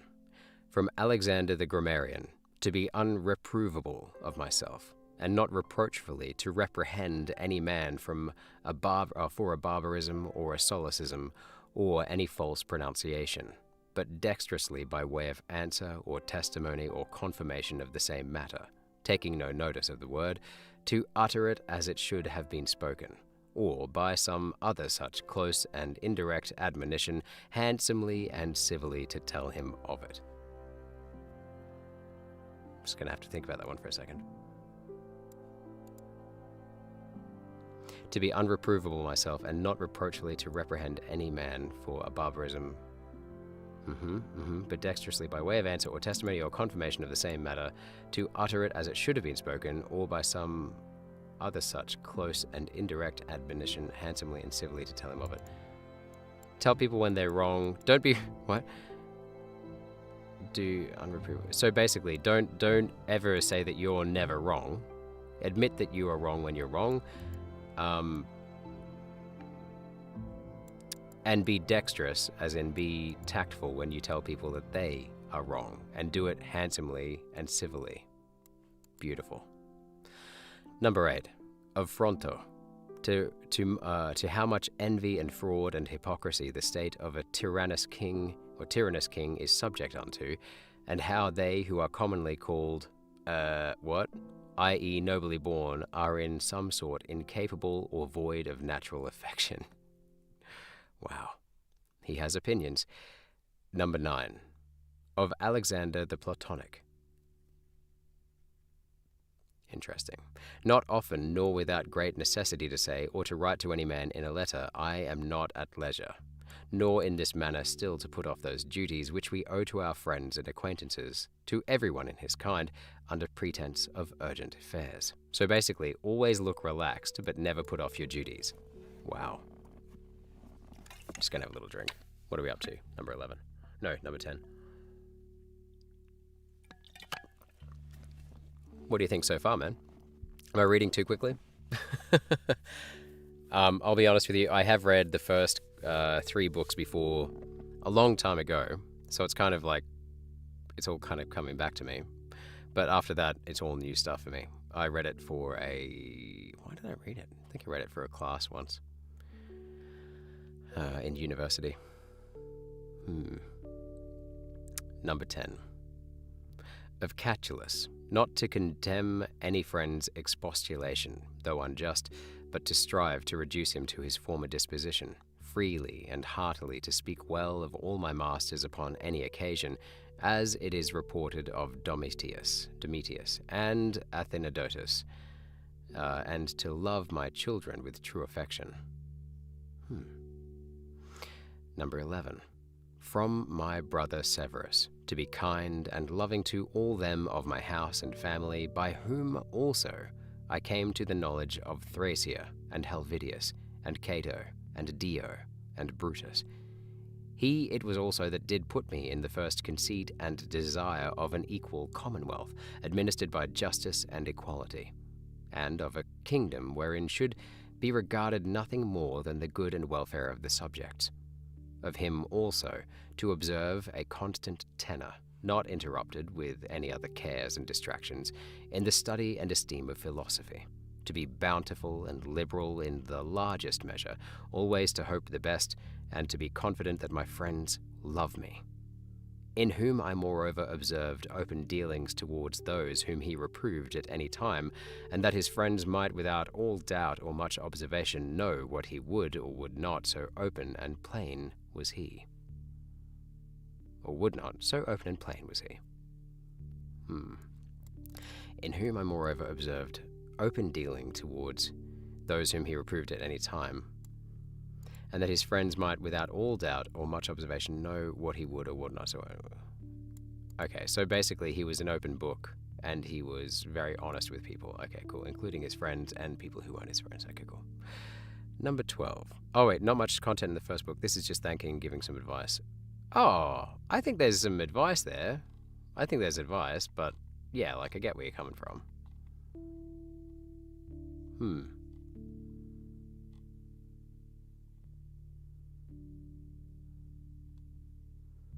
Like the advice is in what he's grateful for, I suppose, isn't it? You know what I mean? The meat is further down the road. Okay, where do you want me to skip to? The second? Give me a book number. You have ideas. Tell me what your ideas are. You've come to this with ideas. What are your ideas? Oh, no need to skip? Sweet. No, I don't really want to skip. I'll be honest with you. I like, I'm a completionist. But that's also why I never complete things, because I refuse to skip things so I get, never get finished.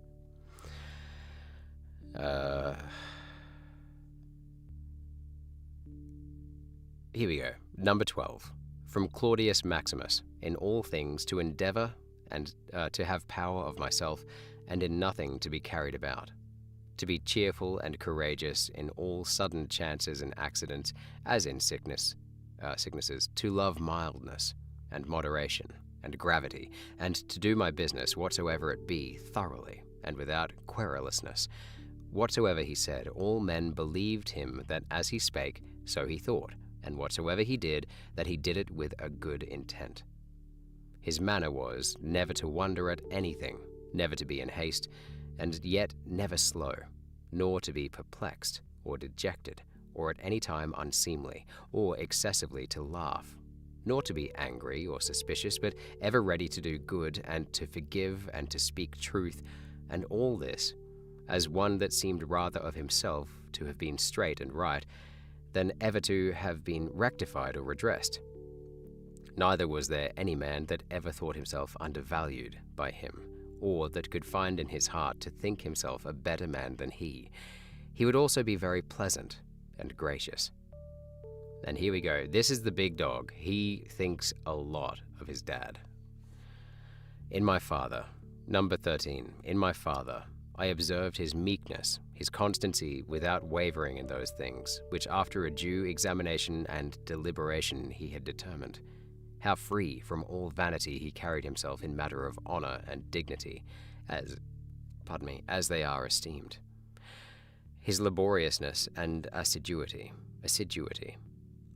his readiness to hear any man that had aught to say tending to any common good, how generally and impartially he would give every man his due, his skill and knowledge when rigor or extremity, or when remissness or moderation was in season, how he did abstain from all unchaste love of youths, his moderate condescending to other men's occasions as an ordinary man, neither absolutely requiring of his friends that they should wait upon him at his ordinary meals, nor that they should of necessity accompany him in his journeys, and that whensoever any business upon some necessary occasions was to be put off and omitted before it could be ended, he was ever found when he went about it again, the same man that he was before. He's consistent. His accurate examination of things in consultations and patient hearing of others. He would not hastily give over the search of the matter, as one easy to be satisfied with sudden notions and apprehensions. His care to preserve his friends, how neither at any time he would carry himself towards them with disdainful neglect, and grow weary of them, nor yet at any time be madly fond of them. His contented mind in all things, his cheerful countenance, his care to foresee things afar off, and to take order for the least, without any noise or clamour. Moreover, how all acclamations and flattery were repressed by him, how carefully he observed all things necessary to the government, and kept an account of the common expenses, and how patiently he did abide that he was reprehended by some for this his strict and rigid kind of dealing. How he was neither a superstitious worshipper of gods, nor an ambitious pleaser of men, or studious of popular applause, but sober in all things, and everywhere observant of that which was fitting, no affecter of novelties. Oh, hey, AMS. I thought you were going to sleep, man. Bye! We're just reading. Hang on. In those things which conduced to his ease and convenience, plenty whereof his fortune did afford him, without pride and bragging, yet with all freedom and liberty, so that as he did freely enjoy them without any anxiety or affectation when they were present, so when absent he found no want of them. So he enjoyed things when they were there, and when they weren't, he didn't miss them. It's cool. Okay, bye! This is a really famous philosophy. Stoicism. Look up Stoicism one day. Moreover, that he was never commended by any man as either a learned, acute man, or an obsequious, officious man, or a fine orator, but as a ripe, mature man, a perfect, sound man, one that could not endure to be flattered, able to govern both himself and others. Moreover, how much did he honor all true philosophers, without upbraiding those that were not so? His sociableness, his gracious and delightful conversation, but never unto satiety, or satiety, I don't know, until he's full, basically. He never, overindulged in conversation. His care of his body within bounds and measure, not as one that desired to live long, or overstudious of neatness and elegancy, and yet not as one that did not regard it, so that through his own care and providence he seldom needed any inward physic or outward applications, but knowledge of laws or of ancient custom, but especially how ingeniously he would yield to any that had obtained any peculiar faculty, as either eloquence or the knowledge of the laws or of ancient customs or the like, and how he concurred with them in his best care, and endeavor that every one of them might in his kind, for that wherein he excelled, be regarded and esteemed. And although he did all things carefully after the ancient customs of his forefathers, yet even of this he was not desirous that men should take notice that he did intimate ancient customs. Again, how he was not easily moved and tossed up and down, but loved to be constant, both in the same places and businesses, and how after his great fits of headache he would return fresh and vigorous to his wonted affairs. Again, that secrets he neither had many nor often, and such only as concerned public matters, his discretion and moderation in exhibiting of the public sights and shows for the pleasure and pastime of the people, in public buildings, congeries, and the like, in all these things having a respect unto men only as men, and to the equity of the things themselves, and not unto the glory that might follow. Never wont to use the baths at unseasonable hours, no builder, never curious or solicitous either about his meat, or about the workmanship or color of his clothes, or about anything that belonged to external beauty. In all his conversation, far from all inhumanity, all boldness and incivility, all greediness and impetuosity, never doing anything with such earnestness and intention that a man could say of him that he did sweat about it. But contrariwise, all things distinctly as at leisure, without trouble, orderly, soundly, and agreeably. A man might have applied that to him, which is recorded of Socrates, that he knew how to want and to enjoy those things, in the want whereof most men show themselves weak, and in the fruition intemperate, but to hold out firm and constant, and to keep within the compass of true moderation and sobriety in either estate, is proper to a man who hath a perfect and invincible soul, such as he showed himself in the sickness of Maximus. Basically, he thinks that his dad is Superman, and that's fine. A lot of us do at some point in our lives.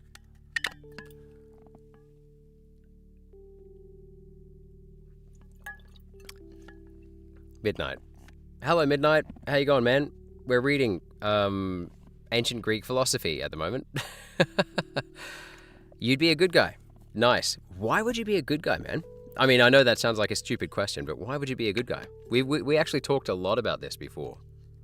Sefik was saying that he would be a good guy, but it's kind of a trap to be considered the good guy by everyone else and to label yourself the good guy, because then I think, Sefik, once again, you haven't said no, but I think what you were saying was that you would avoid the label of being good, because if you're labeled as the good guy, then you always have to be virtuous, whereas you would rather be a side character that is not expected all the time, like where the expectation is not so heavy upon you to be virtuous, like to always do the good thing and be the bravest and all that kind of stuff. And yeah. AMS chose the bad guy. AMS actually said he wanted to be the bad guy. And the reason he said that was because he wanted to, like, he empathizes, like he sympathizes with bad guy characters who have like a sympathetic backstory, so you can understand why they're bad and things like that. But yeah, why would you be the good guy, man? What's your, like, you just don't like the idea of being evil? That's a good enough reason. Sorry, I'm really just using this as a drinks break. Alright. How you going, Midnight? How are you? I'm just going to keep that highlighted so I know where I've gone. Oh, Sefik, we'll be finished this in about 10 minutes. This whole book, it's tiny. No, I'm just kidding. It's good, though. I'm having a great time. I haven't read this in a long time. It's really, it's brushing up my knowledge a bit, I'll tell you what. Alright, where is it? Here we go. Alright, I'm always looking for lurkers in the chat so I can just make sure that they feel welcome. People will have a belief that some can help them in their bed. Yeah, like people will have a hope. Yeah, yep. Yeah, I think that's a lot of what AMS was saying. Yeah, what Dino was saying too. I think he was saying that he can recognize the good in someone, you know, not just the bad. And so, therefore, I mean, you can definitely say that at least with a more inexperienced writer, like in a less, I'm trying not to say like less good, but like in a less developed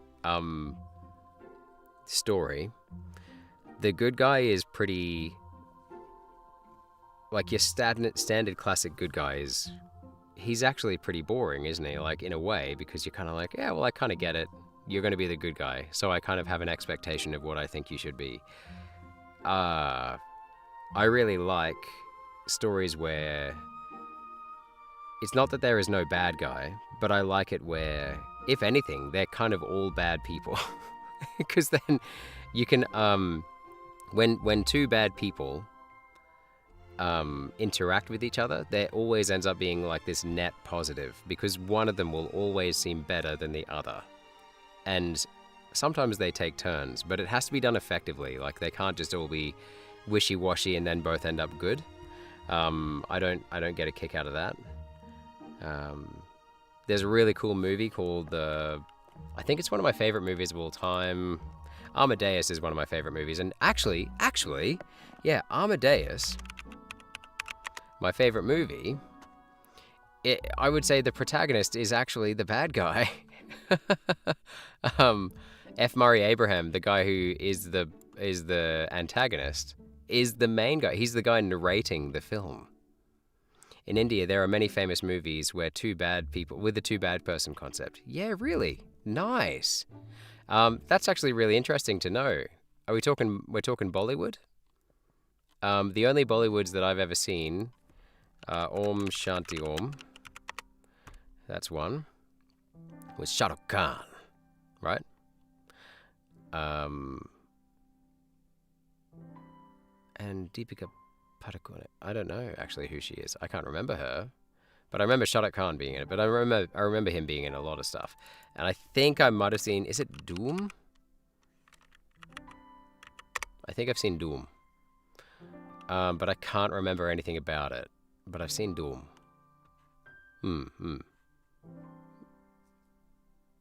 I've actually seen a lot more than that. Like I used to go out with a girl from Chennai in university for a while, and I watched a lot of Bollywood, but these are the ones that the names just have stuck with me a lot, you know.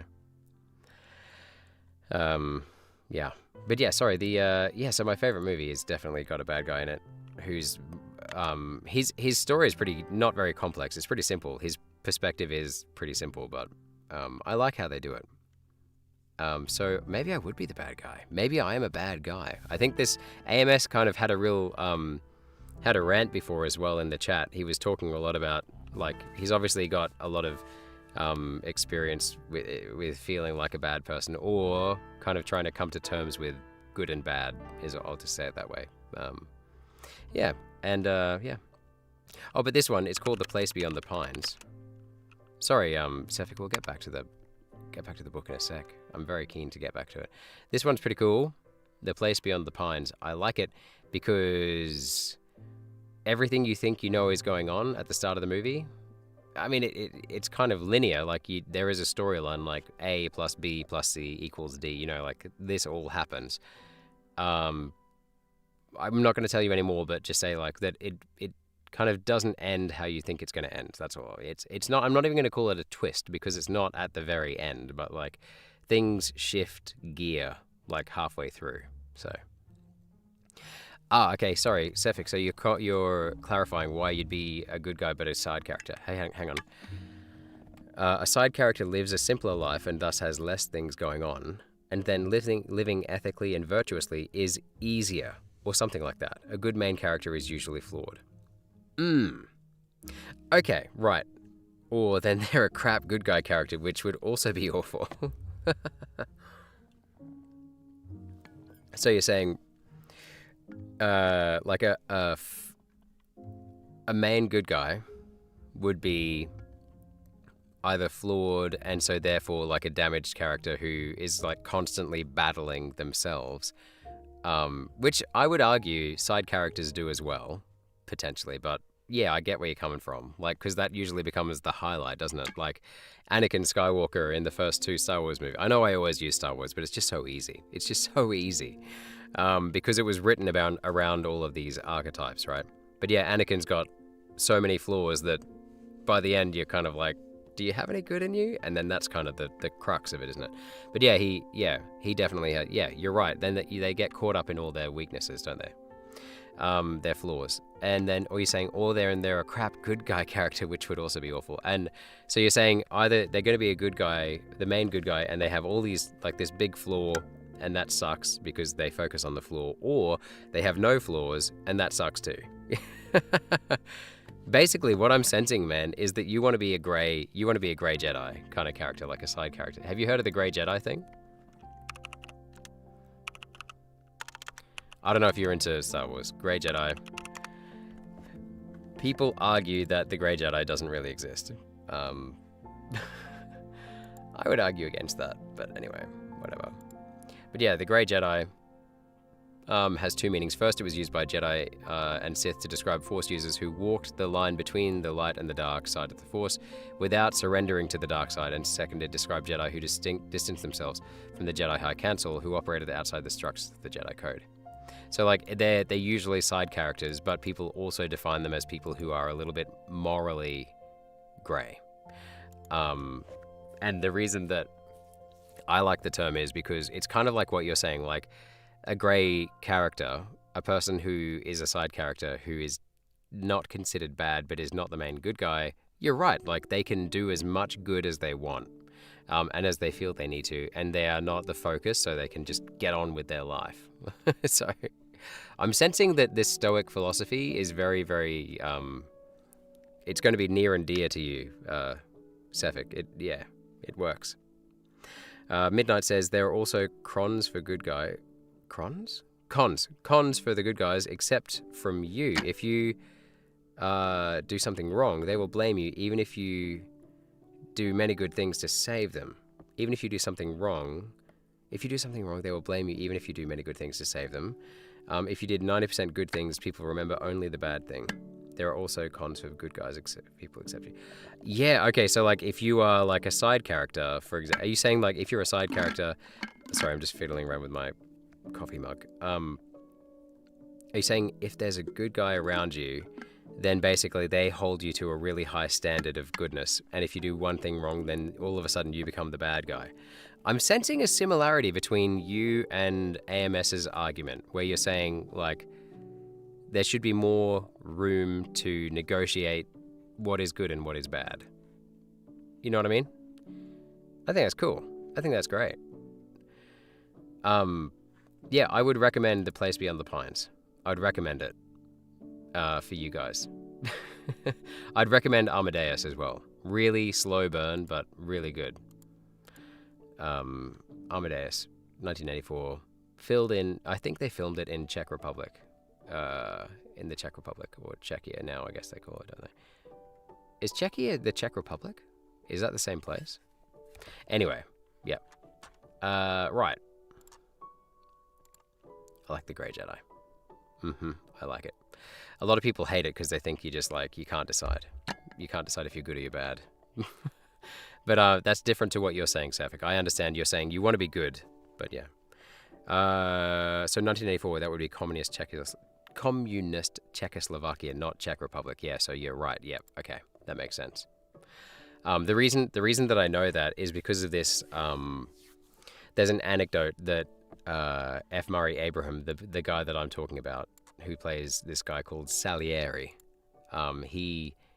he tells this story about how he was in his hotel room, and they were staying at this big grand hotel, and he was on one of the upper floors of the hotel, and because it was 1984 Czechoslovakia, like because it was, as you say, Soviet, or communist, he thought that he was being spied on, and he probably was, but and he searched his room, and he found underneath the carpet, underneath one of these rugs that you pull back, he pulled back the rug, and he saw this like metal circle in the floor, like flush level with the floor.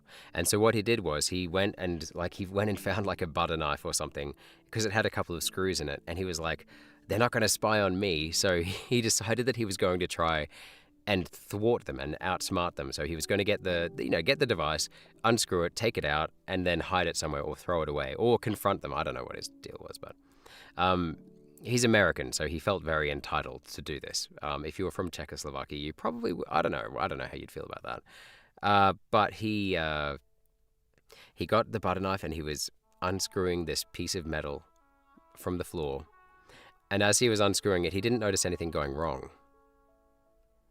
And he, and then all of a sudden, he heard this massive boom, like crash in the floor, in the room beneath him.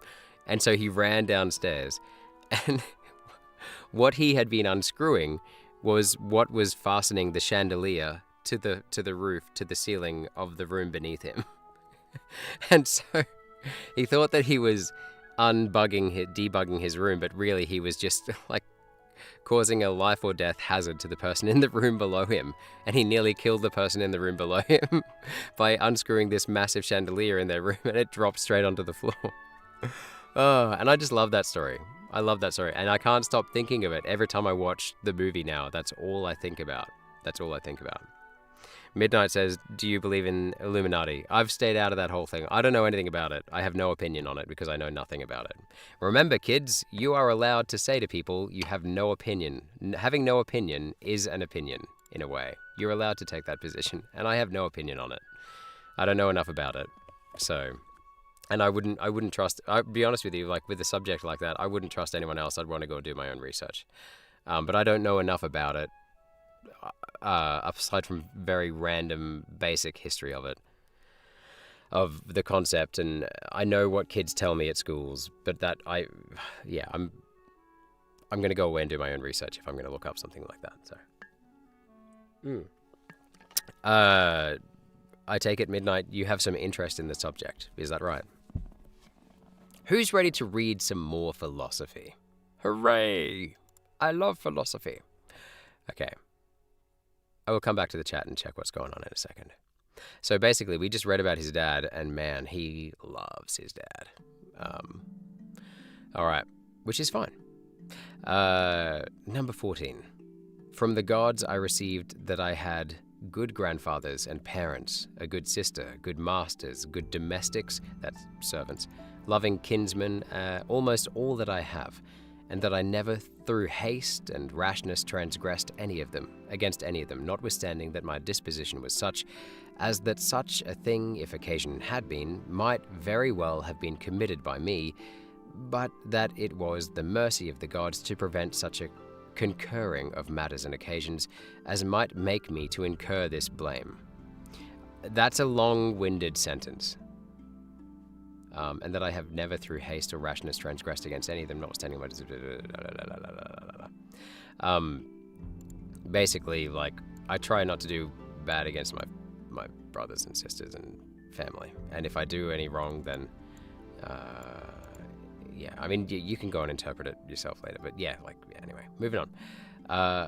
That I was not long brought up by the concubine of my father, that I preserved the flower of my youth, that I took not upon me to be a man before my time, but rather put it off longer than I needed, that I lived under the government of my Lord and Father, who would take away from me all pride and vainglory, and reduce me to that conceit and opinion that it was not impossible for a prince to live in the court without a troop of guards and followers, extraordinary apparel, such and such torches and statues, and other like particulars of state and magnificence, but that a man may reduce and contract himself almost to the state of a private man, and yet, for all that, not to become the more base and remiss in those public matters and affairs wherein power and authority is requisite.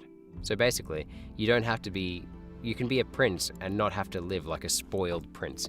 You can live just like a normal person within that position and maintain yourself. You don't have to become part of the bourgeois. Well, not the bourgeois, that wasn't the right word then, but or the royalty. You can be apart from the position and maintain your mind. That I have had such a brother who by his own example might stir me up to think of myself, and by his respect and love delight and please me. That I have got ingenuous, that I have got ingenuous children, and that they were not born distorted, nor with any other natural deformity.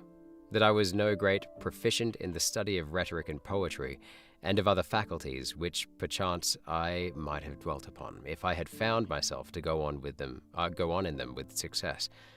That I did by times prefer those by whom I was brought up to such places and dignities which they seemed unto me most to desire, and that I did not put them off with hope and expectation, that since they were yet but young, I would do the same hereafter. Hang on. That I did by times prefer those by whom I was brought up to such places and dignities which they seemed unto me most to desire. Okay, and I did not put them off with hope and expectation, that since that they were yet but young, that's a hard thing to say, since that they were yet but young, I would do the same hereafter. That I ever knew Apollonius and Rusticus and Maximus, that I have had occasion often and effectually to consider and meditate with myself, concerning that life which is according to nature, what that nature and manner of it is, so that as for the gods and such suggestions, helps and inspirations as might be expected from them, nothing did hinder, but that I might have begun long before to live according to nature, or that even now that I was not yet partaker and in present possession of that life, that I myself, in that I did not observe those inward motions and suggestions, yea, and almost plain and apparent instructions and admonitions of the gods, was the only cause of it.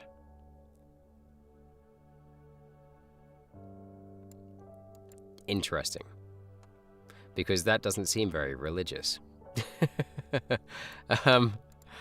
Very interesting. So he was, aware that you should live a life close to nature, and that you are part of nature, and you are the cause of yourself being in nature. That's pretty cool. I'm sure there's more I could read into that. I want to keep reading. That my body in such a life hath been able to hold out so long, that I never had to do with Benedicta and Theodotus, yea, and afterwards, when I fell into some fits of love, I was soon cured. That having been often displeased with Rusticus, I never did him anything for which afterwards I had occasion to repent. That it being so that my mother was to die young, yet she lived with me all her latter years. That as often as so basically, be good to your mother, yo. That as often as I had a purpose to help and succor any that either were poor or fallen into some present necessity, I never was answered by my officers that there was not ready money enough to do it, and that I myself never had occasion to require the like succor from any other. So basically, I was always rich enough to help other people, but I was never so poor, and I was never so poor that I had to ask for help from anyone else. What an Ubermensch. That I have such a wife, so obedient, so loving, so ingenuous, that I had choice of fit and able men to whom I might commit the bringing up of my children. That by dreams I have received help, as for other things, so in particular how I might stay my casting of blood and cure my dizziness, as that also that happened to particular how I might... What? That I had choice of fit and able men to whom...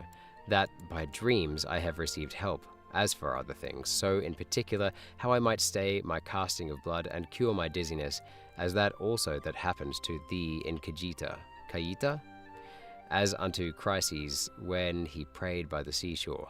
So basically, I cured myself through my dreams. What? That's crazy. And when I did first apply myself to philosophy, here we go, that I did not fall into the hands of some sophists, or spent my time either in reading the manifold volumes of ordinary philosophers, nor in practicing myself in the solution of arguments and fallacies, nor dwelt upon the studies of the meteors and other natural curiosities. All right, mate. All right. All these things, without the assistance of the gods and fortune, could not have been. Okay, so there is he's obviously highly religious, but he's aware of his place in the universe. in a very physical sense and a spiritual sense as well. He likes to live close to nature. He doesn't want to be poor enough to rely on other people. He wants to be rich enough to help other people. And he doesn't want to study sophistry. Anyway. All right. And he doesn't want to study the physical sciences. 15. In the country of the Quadi at Granua, these.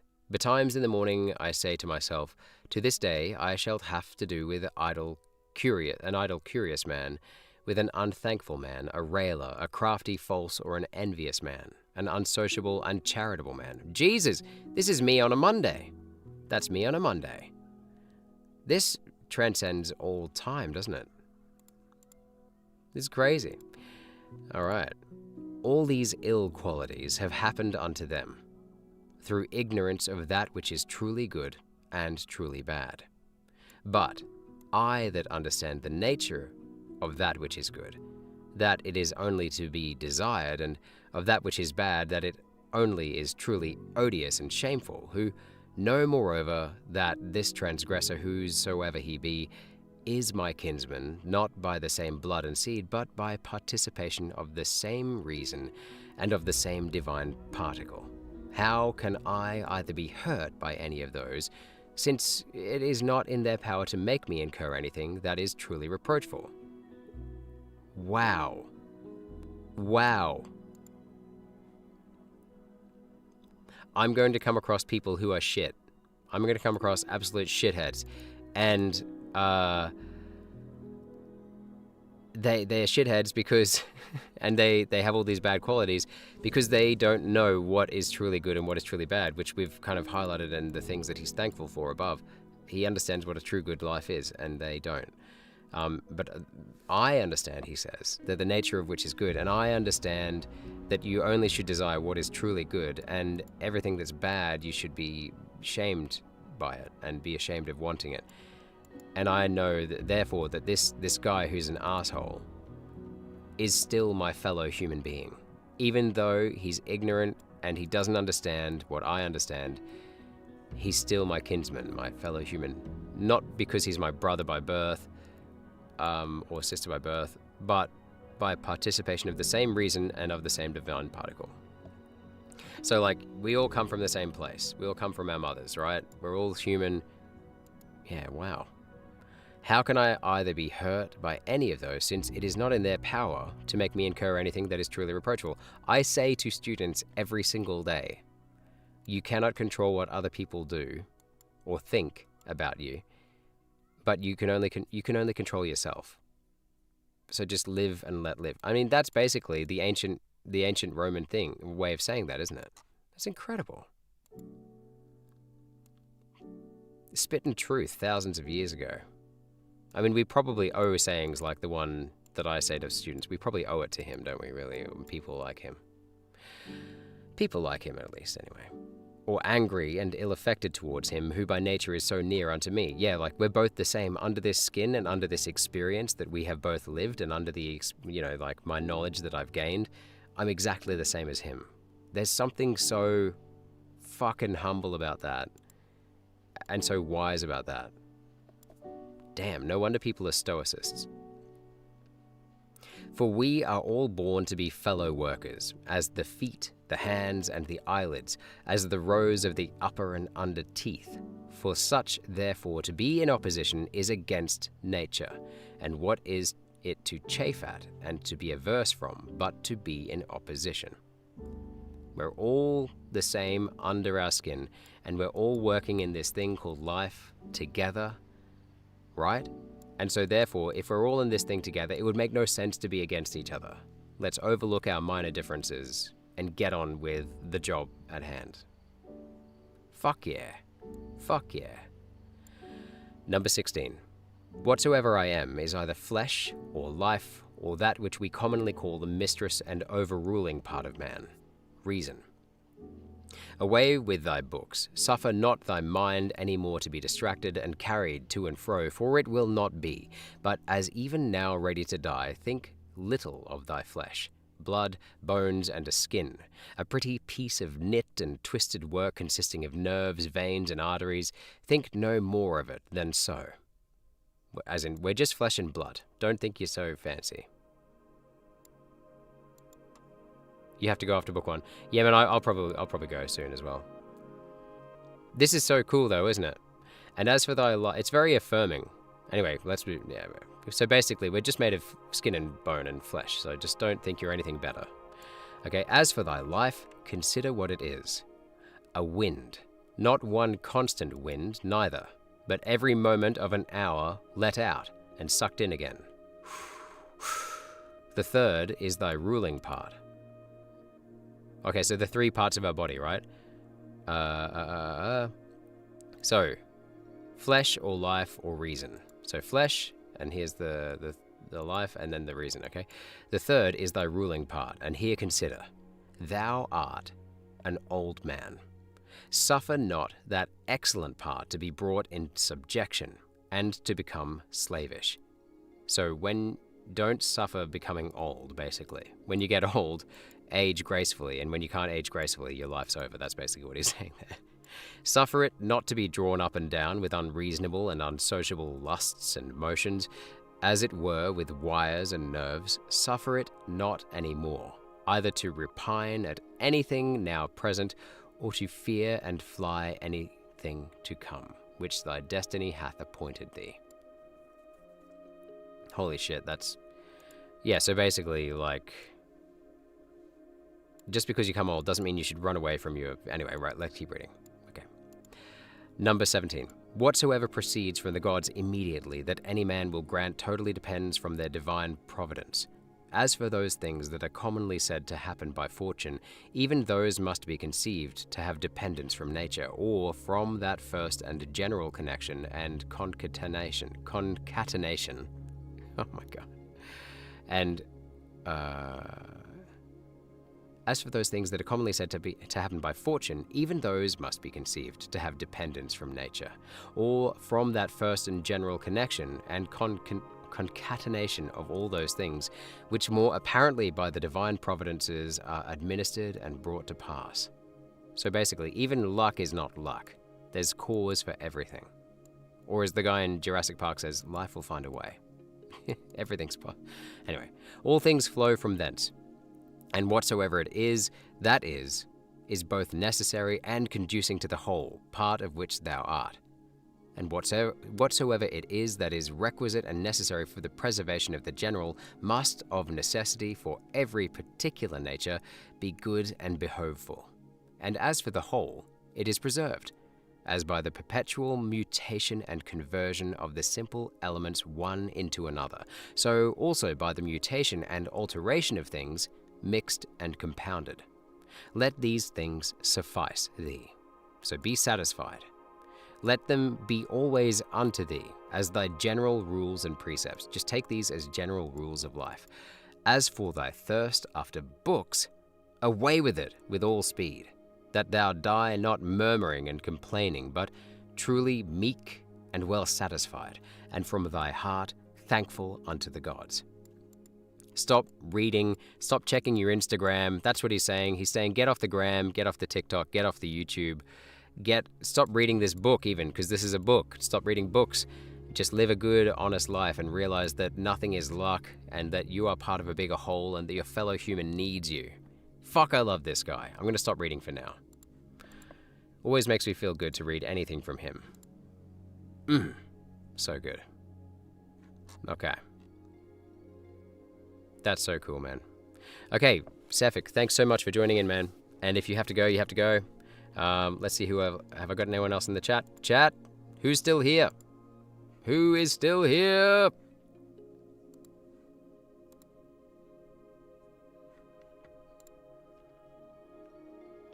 I found this really cool spinner. And it's writing prompts, so writing ideas for a book. A character meets their perfect match only to discover that their parents have decided to get married. Bum bum bum. What else? Let's have another good writing idea. Twins meet each other and discover that they've fallen in love with the same woman. Could happen. What else have we got here? A haunted movie theater. Just, that's it. That's the premise. A haunted movie theater. Love it. One last one. Nazi fanatics attempt to clone Hitler. There's a book that my wife read a couple of years back that is basically Hitler comes back to life in the modern day, in the exact same place that he died, which is now no longer a bunker, but is, you know, just in the middle of Berlin. And so he has to go and find out what the hell is going on. And it's his reaction to the world and the world's reaction to him, obviously. So that's interesting. All right, so we have all these different little tools here. Well, the AI dungeon has been a little bit disappointing, I'll be honest with you. I don't know. Maybe we'll just start recording other stuff. But no, I do like the interaction. I think with more people in the chat, we'd have a more interesting time. If I'm completely honest with you, I think if we had like, say 4 or 5 people kind of giving me stuff and we said we were trying to make it really silly. That's the other thing. I said that I was going to try and make it less silly today. So, Nazi fanatics cloning Hitler sounds like a fun comedy. I thought you had to go, man. Not that I don't want you to be here. I prefer you here. Nazi fanatic cloning Hitler. Have you ever seen The Producers? Have you ever seen The Producers? I like the remake of it. The 2005 version. Oh wait, there's a Discord. Hang on. Oh, it's nothing to do with me. Hang on. Yeah, The Producers is pretty fun. It's a complete piss take, and it took me a while to realize that when I first saw it. But yeah, it's got Will Ferrell playing the modern day Nazi. Yeah. Anyway, and these guys making a play about it that they want the play to fail. All right, see you later, Sefik. See you later, mate. Great to see you. Thanks for joining in on the chat. You're recommending some 5 out of 10 movie again. Dude, this one's not 5 out of 10. Oh, it's so funny. It's so funny. Although yesterday, to be fair, yesterday I did recommend Waterworld to you, which is like, up until that point, like I said, the world's biggest flop of a movie in the box office. So check ratings. Oh, don't believe all the ratings. What are you, a sheep? Wake up, sheeple. Hang on, The Producers 2005 tomato. Let's see. Yeah, it's a 51%, but that means it's 51% good. That's better than 50%. That's in the top half. It's got 63% on the popcorn meter. I don't know what that means, but okay, fine. You have to start recommending films that are better. No, this is a good film. No, I am going to stake my reputation on this. It's a romp. It's a lot of fun. It's a musical too, and I was brought up on musicals. My dad was born in the 1930s. It's a good movie. You've gone now. I'm just ranting to the void. I'm just yelling into the void. Don't forget to like. Oh, by the way, like. Don't forget to like the video. I'm so bad at promoting my own stream. Oh, I've got to figure out a way to be better at that. Oh, I don't really care. I'm just having a good time. Oh, man. All right, I'm going to cool down for the night with a little game. I don't know what I'm going to play here. Oh, actually, what I'd like to do for another stream is I'd love to... What I did about 2 days ago was I walked around at a school and I asked a bunch of kids what their favorite game was to play during class time. And I asked them to describe why they played it in one sentence, in one short sentence. And I got some really interesting little recommendations, and I'd love to pay for them. No thanks, return to regular mode. Whoa! Hang on. How do I turn the sound off? Controls, favorite.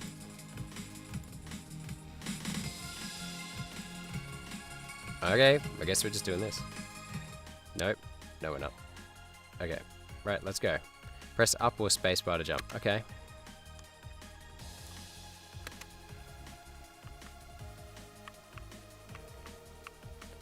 Oh yeah, I see. Actually, yeah, I've seen kids play this every day. Okay. Here we go, here we go. Get in. Ah! How is he so bad, you ask? Well. The answer to that is hard to fathom.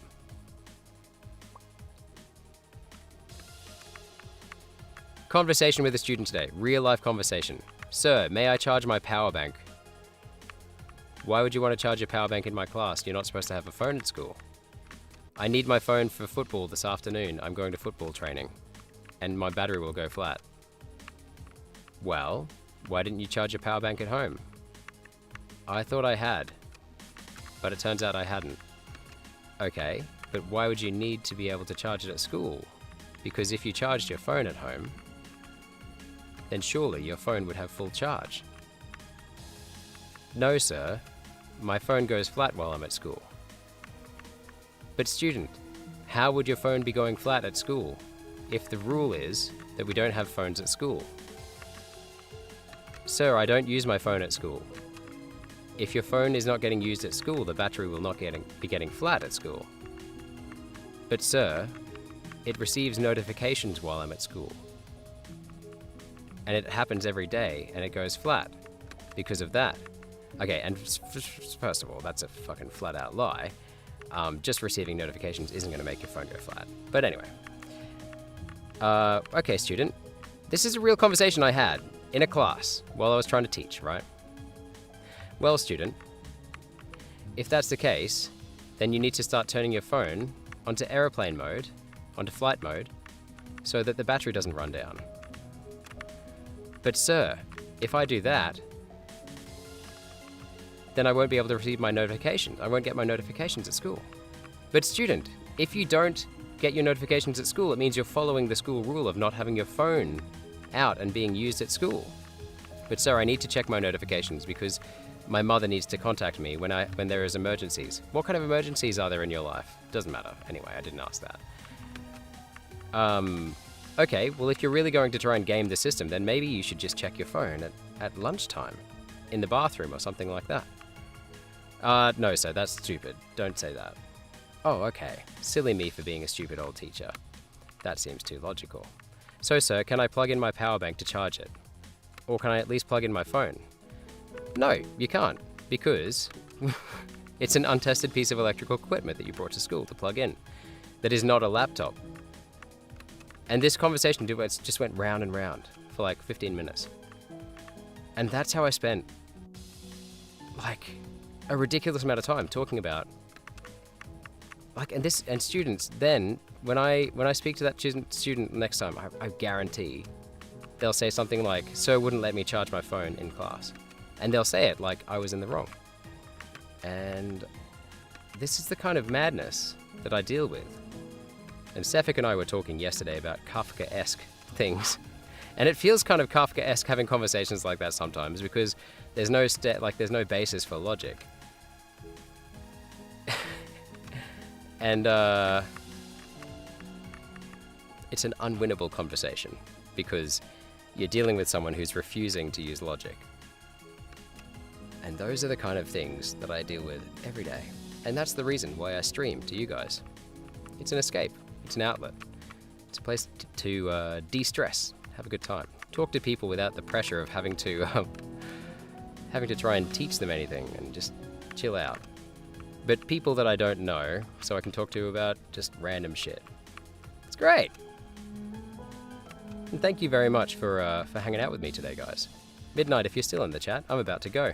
Next time I die, whoop. Next time I die, I'm out. I'm outie McTouty. Coming through, what does that mean? What does that mean? Oof. What is going on here?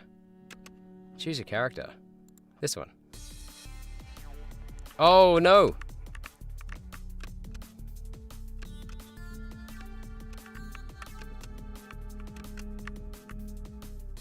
Level 12. Next time I die, I'm out. So say your goodbyes now, because I gotta go straight after this, because I gotta go to bed. But I've had a fantastic night, testing out AI Dungeon, making some classic and terribly trashy fantasy, and also talking to AMS and Cephik and Midnight about what it is to be a good character and a bad character, and why would you want to be a good character, why would you want to maybe be the bad guy. And that's me, I'm out. I've had a great time, guys. Thank you so much. And this is Adulthood Not Responding, and we're live streaming away the Existential Dread, and I'll see you next time.